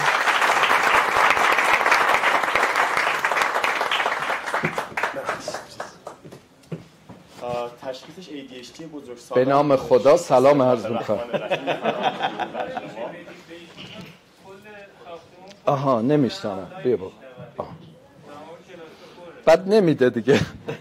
تشخیصش ADHD بزرگسالان. سلام کن. من نش بابا اونا میکروفون نداره. سلام به حضار در فضای مجازی. تشخیصش ADHD بزرگسالان بودش و اولین گام برای تشخیص درمان این بیماری داروه. این مقدار داروی 2 حلقه‌ای ده. حالا ریتالین یا خانواده اونها. این شخص دارو هم مصرف نمی‌کردش و درگیری مثلا یکی از نمونه‌ای که حالا گفتن برادر خواهر دوقلو داره. با سیب زمینی زیر بغل برادر رو سوزونده بود و می‌خندید این قضیه. و الان بعد کاش حیف که نمیشه آورده، چون دارم اطلاعات رو میدم که نمیشه محرمانه است. تو دفتر من کار می‌کنه، همین متحری بالا. دفتر ایران. دفتر ایران. اینقدر این شخص تغییر کرده، اومد ترکیه، رفت این مشهد و فقط در راسته علت تمام درمان این شخص بود، نه اون داروهاست نه هیچ چیزی، اون اندیشه مجاورت مشابهت میاره. یعنی اگه کسی میخواد تغییر بکنه بهش گفت من چیکار بکنم که مثل تو بشم، مثلا آدم موفقی بشم؟ گفتم صبح که از خواب بیدار بشی روی تخت بکش. این تنها کاری که می‌کنی. شلوارتو خیاری در نیار لطفاً. این لباسات منظم بشه. من توی خونه من دیدم مثلا من لباس من از دکتر نبی یاد گرفتم، دکتر لباسش تو کاوره. خوش‌رویی ما خیلی خوش‌رویی علاقه داریم. دونه تو کاور میچینیم و به ترتیب رنگ. این اولین گام. اگه بگی کل این مجاورت مشابهت چی میره مسئولیت پذیری. زودتر از من میاد سر کار تو دفتر ساعت 9 و مجاورت مشابهت میاد. جلسه اولی که دیدینش همین مشخصاتی رو داشتش که خانواده‌اش گفته بودن؟ وحشتناک. بدتر. وحشتناک. یعنی یه جا توی کشتی بودیم، توی باپور بودیم توی استانبول. اون زمان هنوز داروها رو مصرف نکرده بود. اومده بود که با من آشنا شه. پدرش هزینه کرد، گفت من می‌فرستم، فقط چون پدرش گفت من می‌خوام با خودم بیام. نگیر محمد. و عرضم به حضور شما که گفتش که برو چایی بگیر برای من. گفتم خب خودت برو بگیر. با عصبانیت بلند شد گفت خودم میتونستم بگیرم، فقط خواستم تو میری بگیری. من گفتم الان که من حمله بکنم، من ضعیفم دیگه، من میگیرم میذارم دیگه. و از اون شهر حالا اصلی تغییر شدن آقای دکتر الان اومده توی تهران. این بچه دنیا دیدم داخلی متمولی هم داره. فکر نکنید در فرق بوده اینجوری شده، فرق عاملش نبوده. مصرف گل داشت، مصرف گلش الان 31 روز گذشته کنار، با شیوه سنسیتیزیشن حساسیت زدایی تدریجی از 35 سیگار نه سیگار در روز رسیده به 8 عدد. هر ماه داره کم میشه تا این دوز بدن نیکوتین بیاد پایین‌تر، بتونه بذاره کنار. خوش گفت من سیگار الکترونیک بگیرم، گفتم نه. ولی اصلا من نه سیگارش رو ترک کردم، نه بهش گفتم به پدر پیام بده بگو دلم تنگ شده، نه بگو حامی من حامیت باشه، هیچ کاری نکردم. من فقط بهش مسئولیت پذیر دادم و تمام آن چیز هم در راستای مجاورت مشابه اتفاق میفته. حالا آقای دکتر اگه پدر نازنینم تعریف میکنن، من هیچی به دست نیاوردم، من فقط دکتر نبی رو کپی کردم. حالا دکتر سری آدمایی داشتن تو زندگیشون در جوونیشون بهشون کمک این چیزا رو یاد گرفتن. این مجاورت مشابهت است. اگه آدم کسی موفق بشه واقعا نیازی نیستش که کار خاصی بکنه، فقط بره مجاورت بکنه با آدمایی که ازش بیشتر میفهمن. دوستای من مثلا میگن شاید تو مثلا یه روزی سیگاری بشین، میگم آره اگه آدمی سیگاری دوره من بیاد منم سیگاری بشم، ولی من با آدمای سیگاری نمیچرخم. من با آدمایی که الکل مصرف میکنن نمیچرخم. این هر 2 هفته یک بار میرم خارج، ولی پامو تو کلاب نذاشتم. خب وقتی با آدم‌هایی میچرخه که نمره میدن به چیزایی که مطالعه بشه، قطع به شما اینجوری میشه.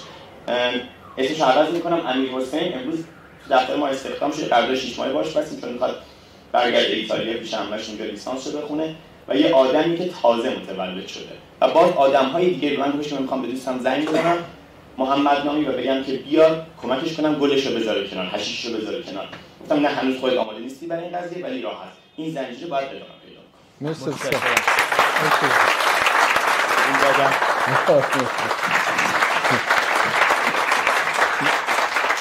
میگه خوب ارائه داده. مثلا عالی بود دوستان. آفرین.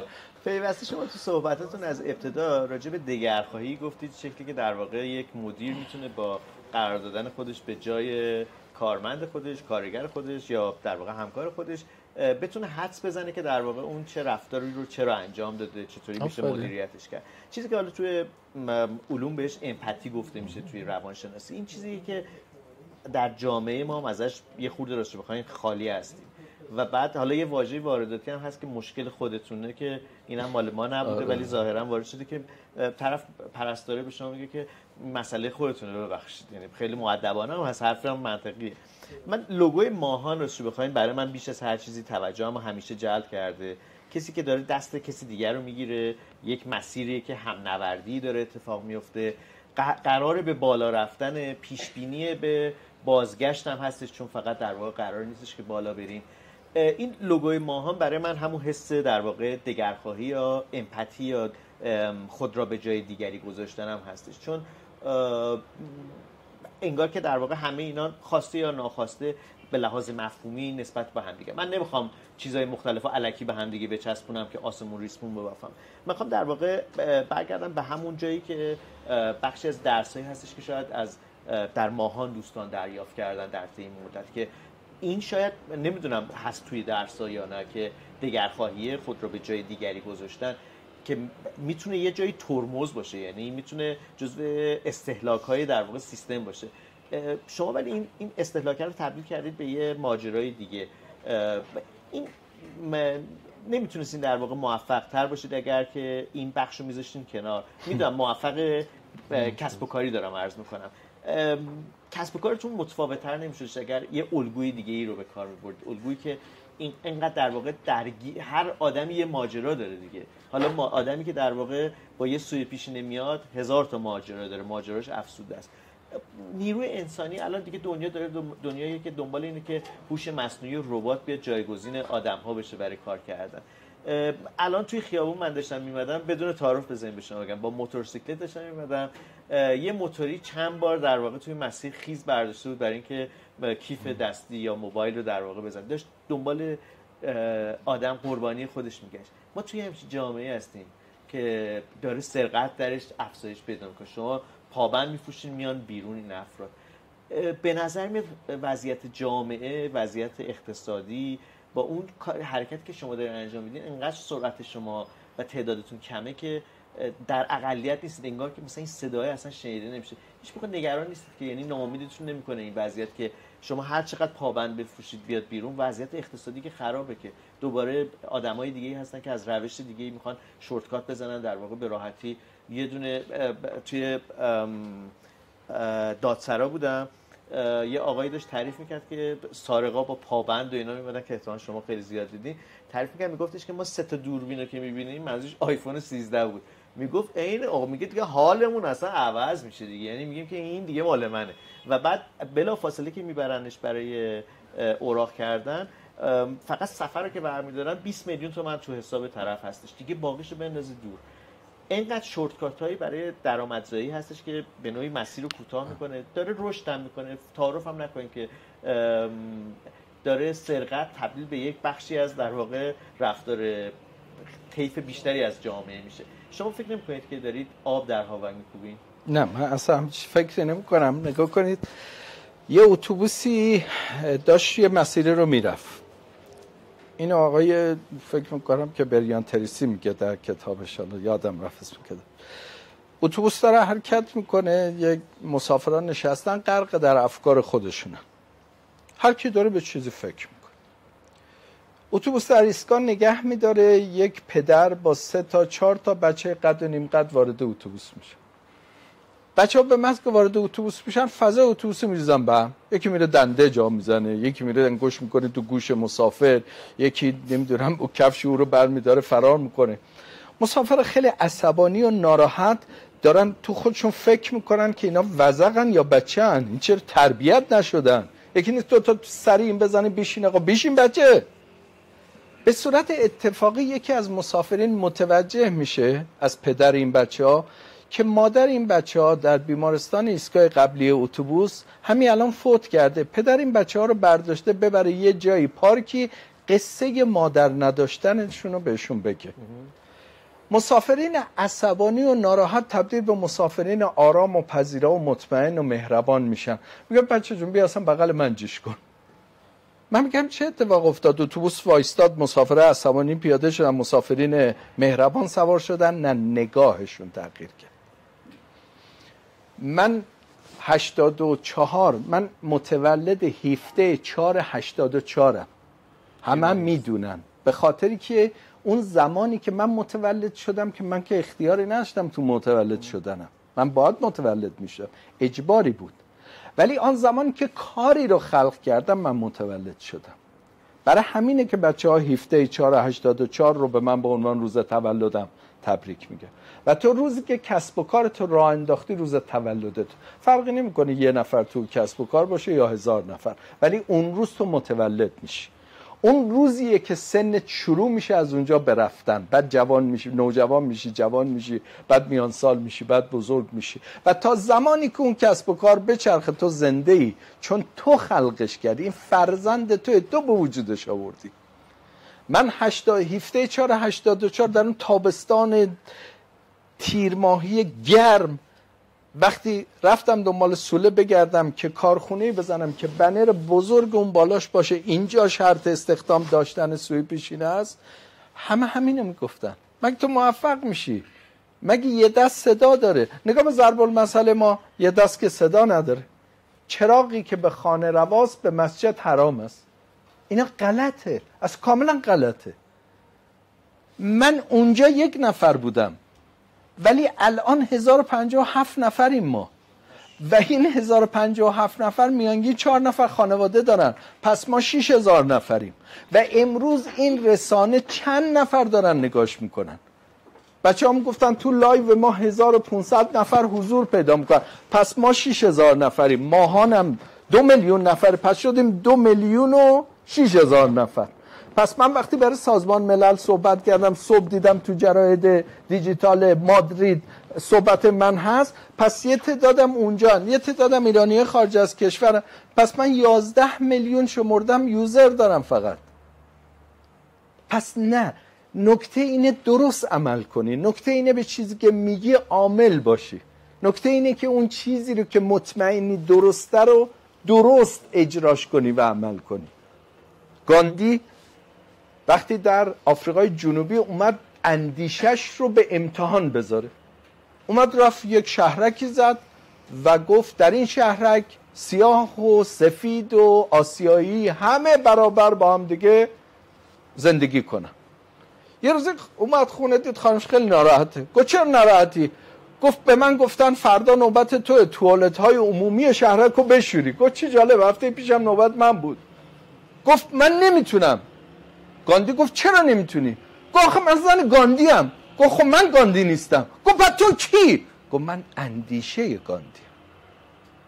اینا که میبینید اینا اندیشه های منم. اینا نه مهسان، نه نازنینن، نه سالارن، نه امیرن، نه محمدن. اینا تمام اندیشه های منن که دارن بزرگ میشن. و من اگه نباشم اینا هستن، پس من هستم.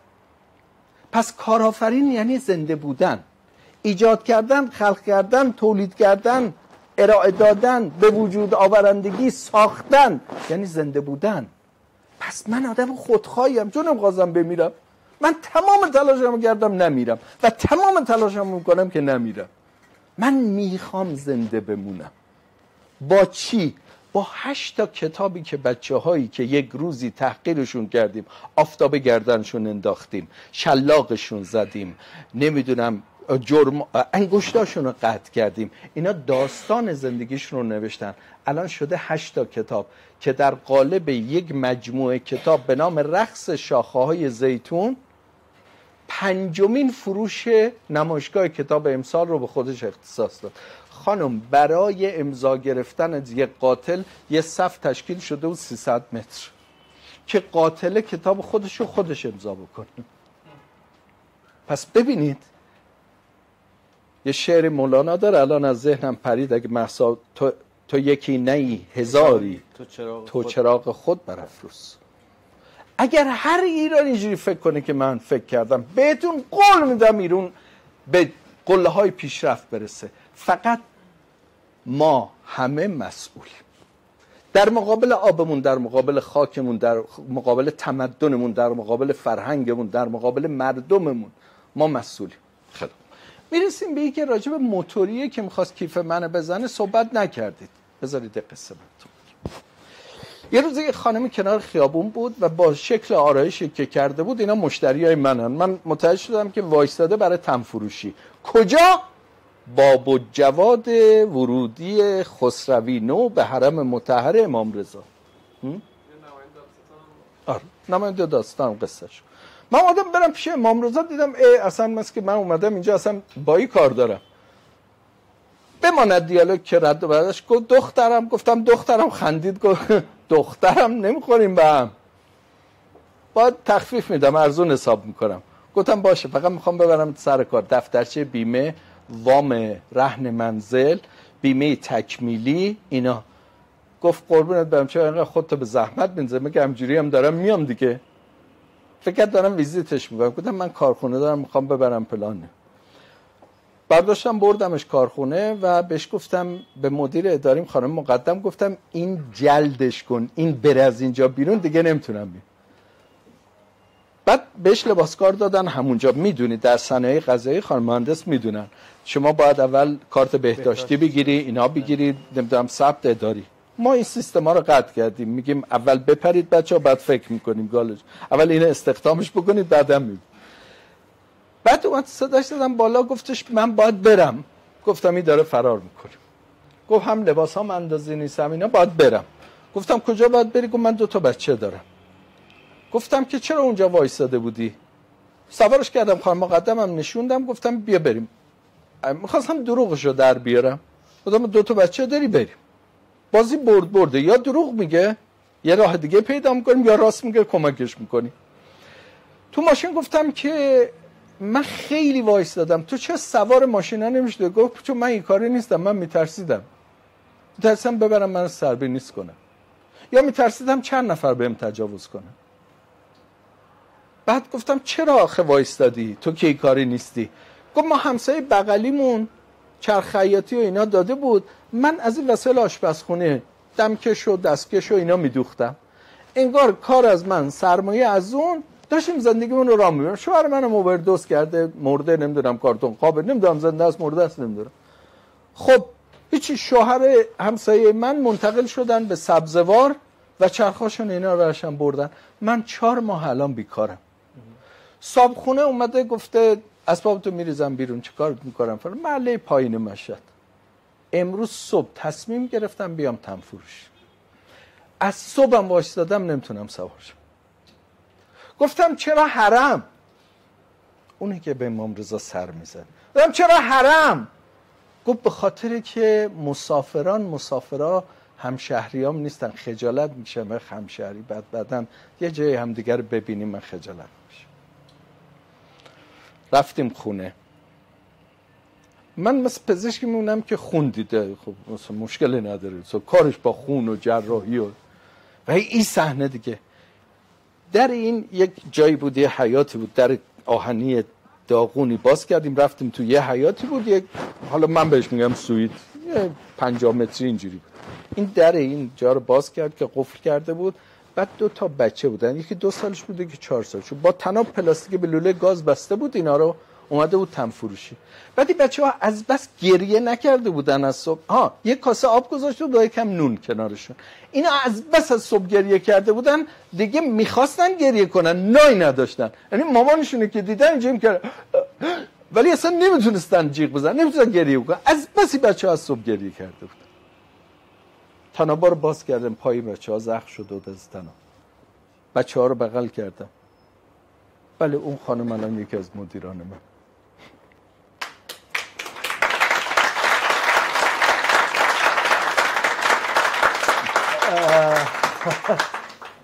خب قرار بود راجع به کارآفرینی صحبت بکنیم، راجع به ترفندها، نمیدونم به عنوان یه منتور، از این اصطلاحاتی که در واقع توی دنیای شما خیلی رایج هست و ازش استفاده میکنید و جزء دایره واژگانتون هستیم. ببخشید که به اینجا رسید، نمیدونم بعد عذرخواهی بکنم یا نه، ولی چون مأموریت پرواز ما این بودش که راجع به اون صحبت کنم، ولی فکر کنم حرفای مهمتری زدید. این سوالو دارم این روزها از خیلی‌ها میپرسن، به خاطر اینکه ما گاهی اوقات نویگیشنمون، جهتیابیمون رو از دست میدیم و من از جمله اونایی هم که این روزها جهتیابیش از دست داده. آینده کجاست؟ آدرس آینده رو اگه بخواید بدید. آینده بچه‌ها خیلی عالیه. نه شعار میدم، نه به قول دوست خوبم انگیزشی حرف میزنم، چیزی که دارم نگاه میکنم. آقا من رفتم تو شرکای صنعتی، زمین گیر نمیاد. کارخونه ها اجاره، یادت مثلا اجاره یک کارخونه 700 متری در بهبهان، جنوب خوزستان میشه بهبهان، بله. 15 میلیارد رهن. خداوکیل خودش 2.5 قیمت میخورد، کل کارخونه 2.5 میلیارد قیمت میخورد، 15 میلیارد رهن. بعد گفتیم نه زیاده، گفت ببخشید اونو که دادن رفت، حالا دنبال یکی دیگه برات میگردم. پس کارآفرین تو تحت شایعات قرار نمیگیره، حواستون باشه. اخبار از جایی میگیره که یک نزدیکترین به واقعیت، که قطعا صدا سیما نیست، قطعا اینترنشنال هم نیست. اینا دوتا با هم دعوا دارن، متوجهی؟ اصلا هم براشون مهم نیست دست مالای درگیر کرده. اینا دار کار خود جور میکنن، همون دروغ میگم اینا دروغ میگن. پس ما میگیم چی کار میکنیم؟ یک پردازش میکنیم.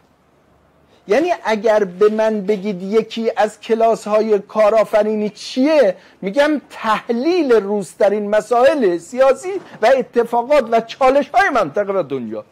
چه ربطی داره؟ خیلی ربط داره. قدرت میده. آفرین.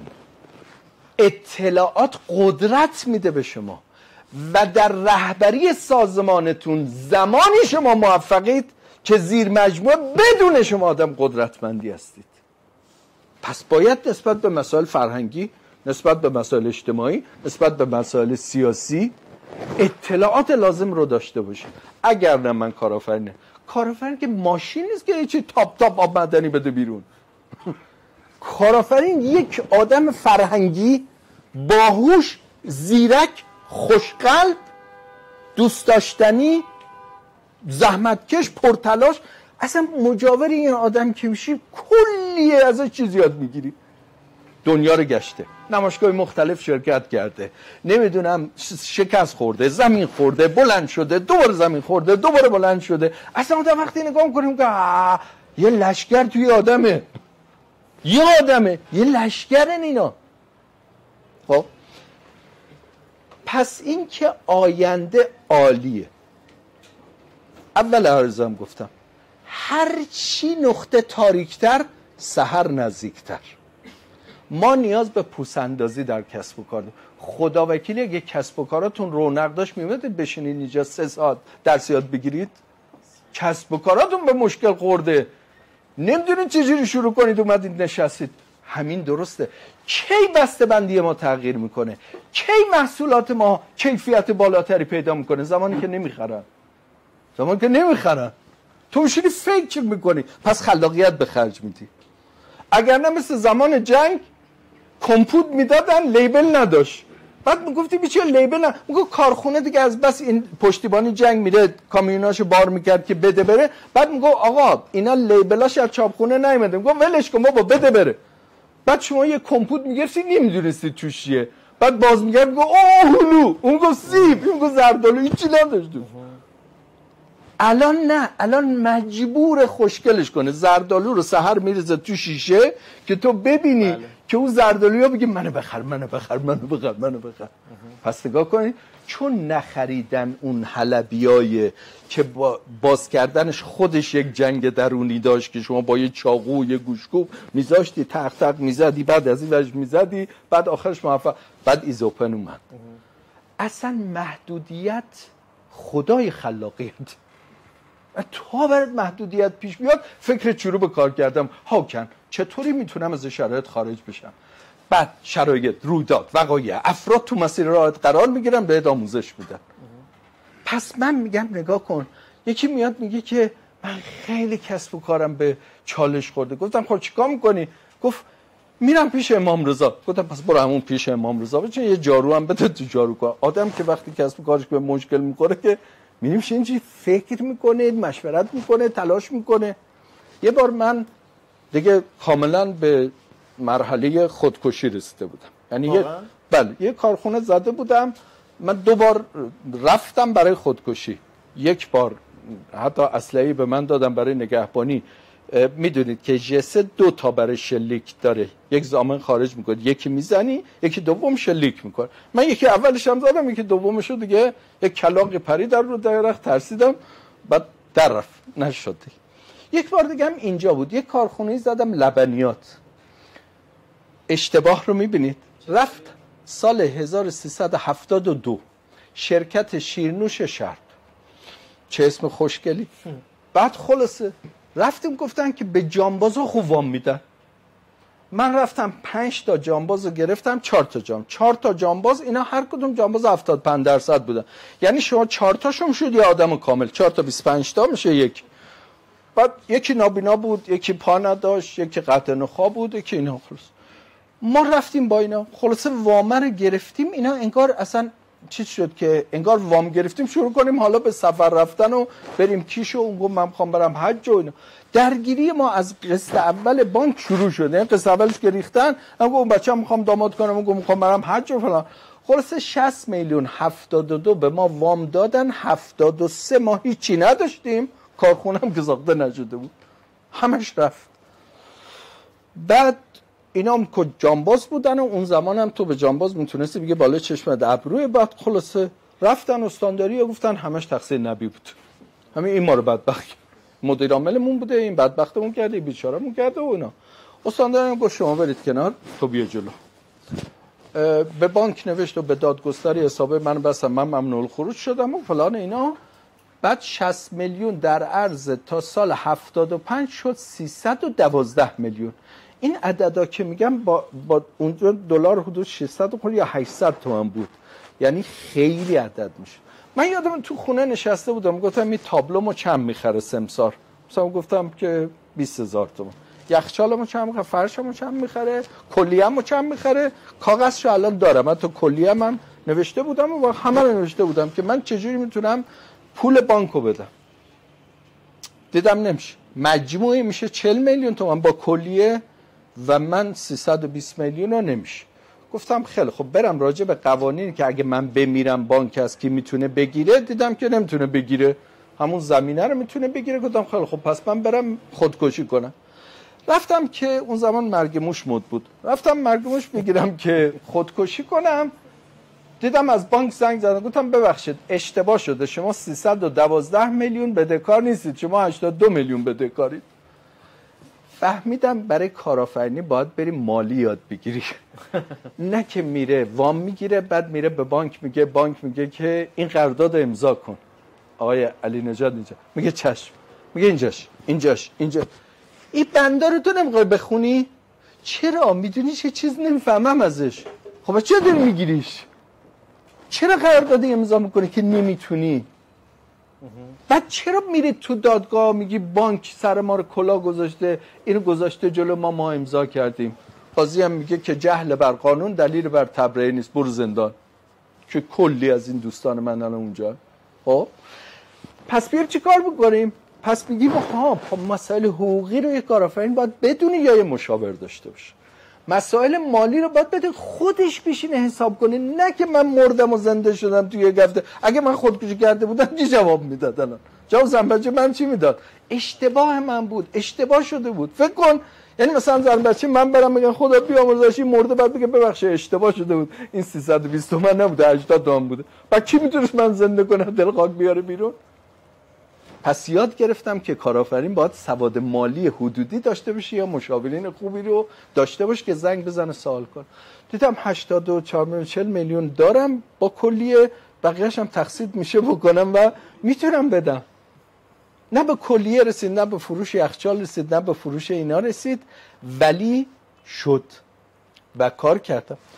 اون زمانی که میخواستم خودکشی کنم یه آقایی به نام آقای اسمش الان ذهنم پرید، این نشستم تو پرواز، این به من یه بار سوارش کرده بودم، از دم حرم داشتم میومدم، یه پیکان آبی داشتم، گفتش که هر وقت ورشکست کردی به اندازه پول یک سفر یه جایی برای خودت یه پولی بذار.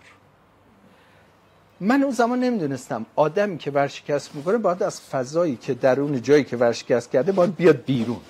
سالار چرا تونست این پسر رو درمان کنه؟ چون از عسلیه ورداشت آوردش تهران. عمده آسیب تو اون منطقه داشت اتفاق میافتاد، خیلی کار خاصی نه. من گفت خیلی خب پس این یعنی از فضا بیا بیرون، خلوت کن، سفر به درون کن، برو تو غار تنهایی خودت فکر کن، گذشته رو مرور کن. پس این که یه زمانی ورشکست کردی اندازه پولی یه سفر بذار کنار، پس خیلی دستاورد داره. من تو سفر بغل نفری قرار گرفتم، بعد که حالا بانک و داستانا اتفاق افتاد که هواپیما که تو آبادان زد زمین. حالا چرا آبادان؟ چون اولین جایی که گفت لیست انتظار جا میده آبادان بود. مثلا اگه زنجان بود من میرفتم زنجان، فرقی نمیکنه، فقط میخواستم برم.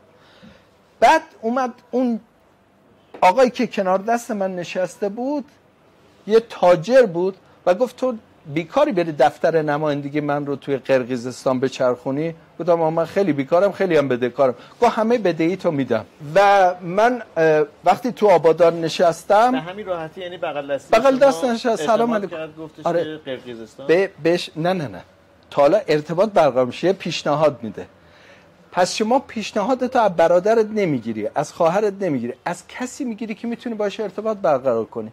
چرا تو پروازا به نفر بغل دستیتون سلام نمیکنید؟ چرا در طول 1 ساعت و 10 دقیقه پرواز باشه ارتباط برقرار نمیکنید؟ واقعا چرا چه اتوبوس همه گرفتن، اونجا جای گوشی نیست. یک کارآفرین همیشه در حال ارتباط برقرار کردن با محیط اطراف خودشه. ارتباط برقرار کنید. پیشنهادهای خوب رو ما به برادرمون نمیدیم، به کسی میدیم که همین تو همین کلاس باهاش آشنا شدیم. اونم همین بود. من نشستم گفتم اجازه میده کمربندتون رو ببندم. هیچ فکری هم نداشتم من چون کلا خیلی آدم ارتباطی هستم گفتم دیدم نمیتونه ببنده، شکمش گنده بود، گفتم بذارید من براتون ببندم. بعد زدم و گفتم که ماشاءالله حاج آقام هستید اینا. گفت خواهش میکنم پسرم شما چی کار میکنی؟ چیکار میکنی؟ ما تو تیکاف هم بستیم. تمام شد. بعد لندینش اومد پایین، گفتم شما اینجا کاردگار، اومدم خرما بخرم. ایشون نفر اول خرمای ایران بود. گفتم میتونم بیام کنار دست؟ گفت برعکس من خیلی هم دستانم میدونی پیرم که از اگه بیا کمکم کنی. ما تا آبادان رو گشتیم و خرما خرید و برگشتیم. ما قرقیزستان تموم شده بود و من دیگه اومدم پاسم و بقیه کارام و پرواز و رفتم خرما و چایی فروختم در قرقیزستان و کلی درسا اونجا یاد گرفتم. و بعد ایشون اومد گفتش که من سرمایه کارخونه بهت بدم، یه کارخونه میزنی؟ ایشون پسر نداشت، 2-3 تا دختر داشت و خیلی کمک لازم داشت. دنبال یه آدم سالم و درست میگشت. اتفاقی که برای سالار افتاد. سالار هیچ سرمایه‌ای نداشت. سالار همین الان هم پدرش داره به قول معروف احصار داده و داره بدهی رو میده و سالار داره که یا آقایی که حالا اسمش میگن فرهاد فامیلیشون، میگه بیا آقایی میگه من پسر ندارم، تو خیلی پسر خوب و درستی هستی، از این برم نبی هم تاییدت میکنه، منم نبی رو میشناسم، تو فضای مجازی دیدمش اینا، بیا سرمایه از من، دفتر از من، کار از تو پسرم. بعد سالار 2 میلیون تومن رو خانم نمیتونست بشماره. الان میگه پدر یه چک بهت بده 100 تومن، یه وصولی دارم 2.5 میلیارد. بعد میگم تا عددایی که داریم میگه اصلا اندازه این قد و قوارات هست اسکلت؟ تو دیگه راجع به عددا حرف میزنی؟ مهسا زمانی که یادته خرداد امسال یاد چند ساعت وایستادی تا گفتم بیا؟ چند ساعت؟ خیلیه بچه 6 ساعت واسطی که یکی بگه خانم شما بیا. خیلیه. هر کی دیگه باشه میگه برو بی میری الان اینقدر وایستادی ما مردیم. حوصله داری؟ من قرارامو گذاشته بودم نمایشگاه بین‌المللی، فکرم نمی‌کردم اینقدر شلوغ بشه. مردم هجوم آورده بود، یکی مشاوره می‌خواسته که دستبند آورده بود کمک کنه، یکی نمی‌دونم شلوغ بود. من یه خانمی همینجوری با چادر وایستاد اینم چون هیچی نمیگفت، گفتم غریب نداری. خانم تهرونی‌ها خیلی سرزبون داشتن، میومدن کاراشونو می‌کردن. بعد یه نگاه کردم ای خدای الان 5-6 ساعت وایساده. گفتم بیا. فقط گفت من از بمم. همینجوری کرمونی هم گفت خب کرمونیام غیر رو تشدید میکنن. گفت من یه مؤسسه‌ای دارم قوی باش بانو. گفتم که بیا ببینم چی میگی. همونجا که اومد، بعد اومدیم دفتر، تموم شد دیگه. یعنی اختلاف آنچه که اتفاق افتاد 2 ساعت نشد. ارتباط مؤثر، شما با همه ارتباط دارید، اما ارتباط مؤثر یعنی نفوذ به قلب طرف مقابل. معلم کلاس دبستان، ما این همه معلم داشتیم، یه معلمه یادمونه، مثلا من آقای واقف یادمون نمیره، یادمونه اون معلمیه که ارتباط مؤثر رو بلد. و سلام علیکم و رحمت الله.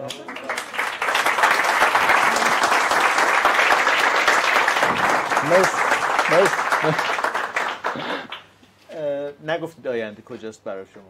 برای خود شما؟ این همه راجع به آینده گفتم. برای خود شما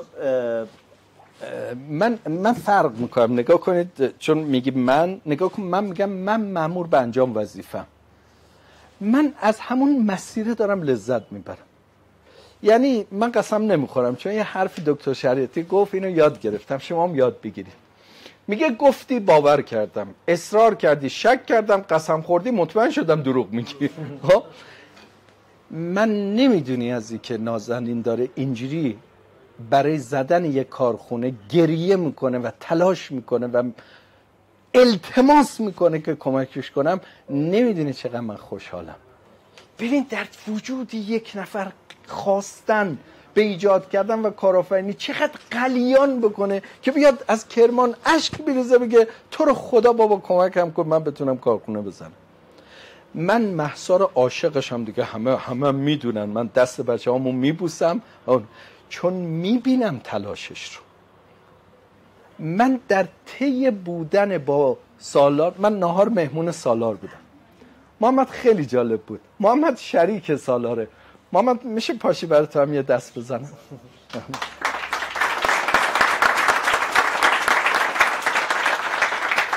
محمد هم داره سربازیشو خدمت میکنه، هم داره نامزدداری میکنه، هم داره کار میکنه. خب من محمد اینا دلم براش تنگ میشه، خب دوستش دارم دیگه. مثلا پرسم چطور میشه مخ شما رو زد که ظاهرا خیلی راحته. آره خیلی راحته به نظر من. خیلی تلاش بکنید. من یه دختری رو دیدمش حدود یه ماه پیش تو سالن تولید، به نظرم جدید اومد. خب سالن شلوغه دیگه، 280 نفر تو یکی از سالن‌ها مشغول به کارن. من اینا رو به اسم باید بشناسم و اصلا کار من اینه. شما به من بگید فرمول مثلا کلمپه، میگم من چه میدونم نازنین فرمول چیه، من نمیدونم. پرورده چجور درست میشه من نمیدونم. من فقط بلدم اینی که با بچه‌هام ارتباط بگیرم. من بابام مثلا میرم براشون شال میخرم. مثلا من نوام دیروز به دنیا اومد. آره قربون شما برم. یکی از مدیرانم اولیه؟ نه من 13 تا نوه دارم. بچه‌های آره. بعد من لباس حاملگی ماهمونی رو، بعد لباس بچه‌ش رو، چند تیکه، من همیشه بلدم. هرچی از سیزمونی بگید من بلدم، چون خودم خرید میکنم. خب و وقتی دیروز صبح من 5,123,000 تومان تو کارتم داشتم، وقتی که خانم جباری مدیر برنامه هم گفت مژده بچه‌تون به دنیا اومد، من 5 میلیون تومان مژدگانی کارت به کارت کردم. یعنی 135,000 تومان تو کارتم دیگه.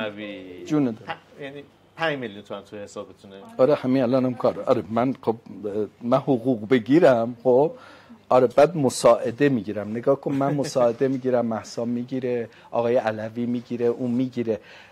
ما در اتاق شیشه‌ای مدیریت میکنیم. وقتی پیام پسر من خب حدود 8 خورده‌ای میگیره، یعنی 6 خورده‌ای که داره کار، بقیه‌اش هم که خب مربوط به تخصصشه. هم طبقه بندی مشاغل، نه طبقه بندی اسامی. خب بچه ما فرض کنید که بچه‌ها متوجه بشن که پیام 20 تومن میگیره، یک نفر تو رده 8 تومن میگیره، جان پیام در خطره. اصلا جانش خانم در خطره تو سالن تولید. پس نه، این بازی‌ها خطرناکه، زیر و رو کشیدن تو رفاقت. اصلا شما خانمتون رو دیدم خیلی محترم بود، براش زیر و رو میکشی؟ چرا شک داری؟ نمیتونم. خب سوال بعدی بود، ببخشید. آفرین نمیتونی. آفرین چقدر نمیتونی. اومدم بگم به مود قسم دیدم. حالا تو ما همسر هستن دیگه. واقعا بچه‌ها من نمیتونم. واقعا نمیتونم. یعنی بعضی وقتا دلم برای پیام تفلک یا پوریای تفلک میسوزه که میره لوازم بهداشتی میفروشه. واقعا به عنوان یه پدر دوست دارم بهش پولی بدم، ولی واقعا تو کارت منم همین عددا هست، بیشتر از این نیست. ما ذائقه‌مون تغییر میکنه. باید ما مراقب خودمون باشیم بچه‌ها، باید مواظب خودمون باشیم. آقای دکتر رستمی فقط سوال درم پیش اومده. شما که در کارآفرینی رو تدریس می‌کنید، چرا فرزندانتون از همین سن شروع نمی‌کنید که این کارآفرینی؟ آفرین بارکلا. وقتش نشده. من برای اینا به جای که چیزی بسازم و بدم، دارم فکر سازنده به وجود میارم. پیام دیروز داشتم باهاش صحبت میکردم. پیام دعوت شده به شورای بین‌المللی زیتون سازمان ملل که در اردن خرداد ماه بره صحبت بکنه. حالا وقت همایون رو کی آقای شجریان اجازه خوندن بهش داد؟ مگه همایون از 10 سالگی با پدرش تنبک نمیزد؟ مگه رو سن نبود؟ چرا نذاش بخونه؟ گفت وقتش نیست، صدات پخته نیست، هنوز آماده نیستی، هنوز میوه نرسیده. دیشب به پیام میگفتم که داره میوه میرسه بابا، پرچمو دارم میدم دستت، حواست باش. چرا میگم داره میرسه؟ چون پیام الان میره ناهارش رو با بچهای خط تولید میخوره. این درسته. چون پیام میبینم که میگه بابا 1 تومن عیدی که به هم دادید، برای یک عیدی بود من 1 تومن بهش دادم، گفت با اجازه من 500 تومنش رو دادم به فلانی. باید یک مسیر رو طی کنه که بخشش بشه وجودش، بشه عشقش، بشه فیوریتش، بشه انتخابش. بخشیدن بشه انتخاب، بشه یک سبک زندگی، بشه یک قطعه از زندگی. پیام رو اگر قاسم آباد رو تو گوگل سرچ کنید، محله متوسط به پایین مشهده، 20 تومن رهن خونشه با 4 تومن اجاره. پیام اونجاست خونش. باید با سرویس بیاد و بره، قرار فردا اینا رو مدیریت کنه. اون مسیری که شما رفتید براشون طی بشه. براشون طی بشه. میگه رئیس سرخپوستان خدای خود را اینگونه قسم میدهد: خدای بزرگ، اگر خواستم درباره راه رفتن کسی قضاوت کنم، به من این فرصت را بده که با کفشای او راه بروم. ما راجع به یک اراذل اوباشی داریم صحبت میکنیم که قدش 2 متر خورده ایه، قهرمان کشتی جوانان کشور بوده، شاگرد استاد بنا بوده، تیر در سر حکمش بوده، پدرش اعدام، برادر اعدام، 2 تا برادر ابد، خواهر سرطانی. این با پابند الکترونیکی تو سالن تولیده، یعنی گرگ توی مرغدونیه. درسته؟ به من میگن تو احساس خطر نمی‌کنی؟ میگم چرا دیگه، من تو لونه شیر دارم کار میکنم. میگه پس چرا شیراتو رو نمیدرن؟ میگم شیرا سیرن. درست همون کاری که اون سیرک باز سرشو میکنه تو دهن شیر. مردم نمیدونن ولی این شیره 1 ساعت قبلش یه گاو دادن خورده. الان سیره از عشق. عشق تو کار جواب میده، برکت تو کار جواب میده. نمیشود که مهندس یک چیزی راجع به شیر گفت، نمیشود کالایی رو تولید کنی، تاریخ مصرفش بگذره، بعد برگردی تو کارخونه جت پرینتشو پاک کنی، جت جدید بذاری بیرون، برکت از کارخونت میره بیرون. میتونی، کسی هم نمیفهمه، ولی با برکت خداحافظی کن. با برکت خداحافظی کن. اگه قرار معدوم بشه معدوم بشه، اگه قرار هبه بشه، ولی نکنی کار رو. تمام محصولات تک نفری که جتشو میزنن زیرش، میدونی برای چیه؟ به خاطر که با استون زیرش پاک میشه. چرا جتشو نمیزنی رو فویلش؟ چون فویل وقتی استون بهش بزنی چاپو پاک میکنه. پس حتما باید مهندس جتو بزنی روی فویلش. میگه مگه جتو از زیر بزنم خیلی سرعت میره بالا. میگم میدونم، ولی تو باید بزنی رو فویلش. میگه 30% سرعت جت تغییر میکنه. میگم باش، ولی تو باید بزنی. میگه برای چی؟ میگم چون مجبور باشی که اینا رو بفروشی. هیچ راهی نیست. این یک سبک زندگی. پیام و پوریا دارن اینو میبینن، مهسا و نازنین دارن اینو میبینن و هر نوع تخطی از این آرمان فردا اینا رو دچار یک دوگانگی میکنه. فردا با خودشون اجازه میدن برای پول در آوردن هر کاری بکنن. ما کارآفرینان اجازه نداریم برای پول در آوردن هر کاری بکنیم. ما فقط اجازه داریم تولید کنیم. ما انتخابامون هستیم و خیلی متشکرم که انتخاب کردید که امروز اینجا باشید و شما که انتخاب کردید که امروز اینجا باشید. بیزنس اسکول ماهان، اولین بیزنس اسکول در ایران.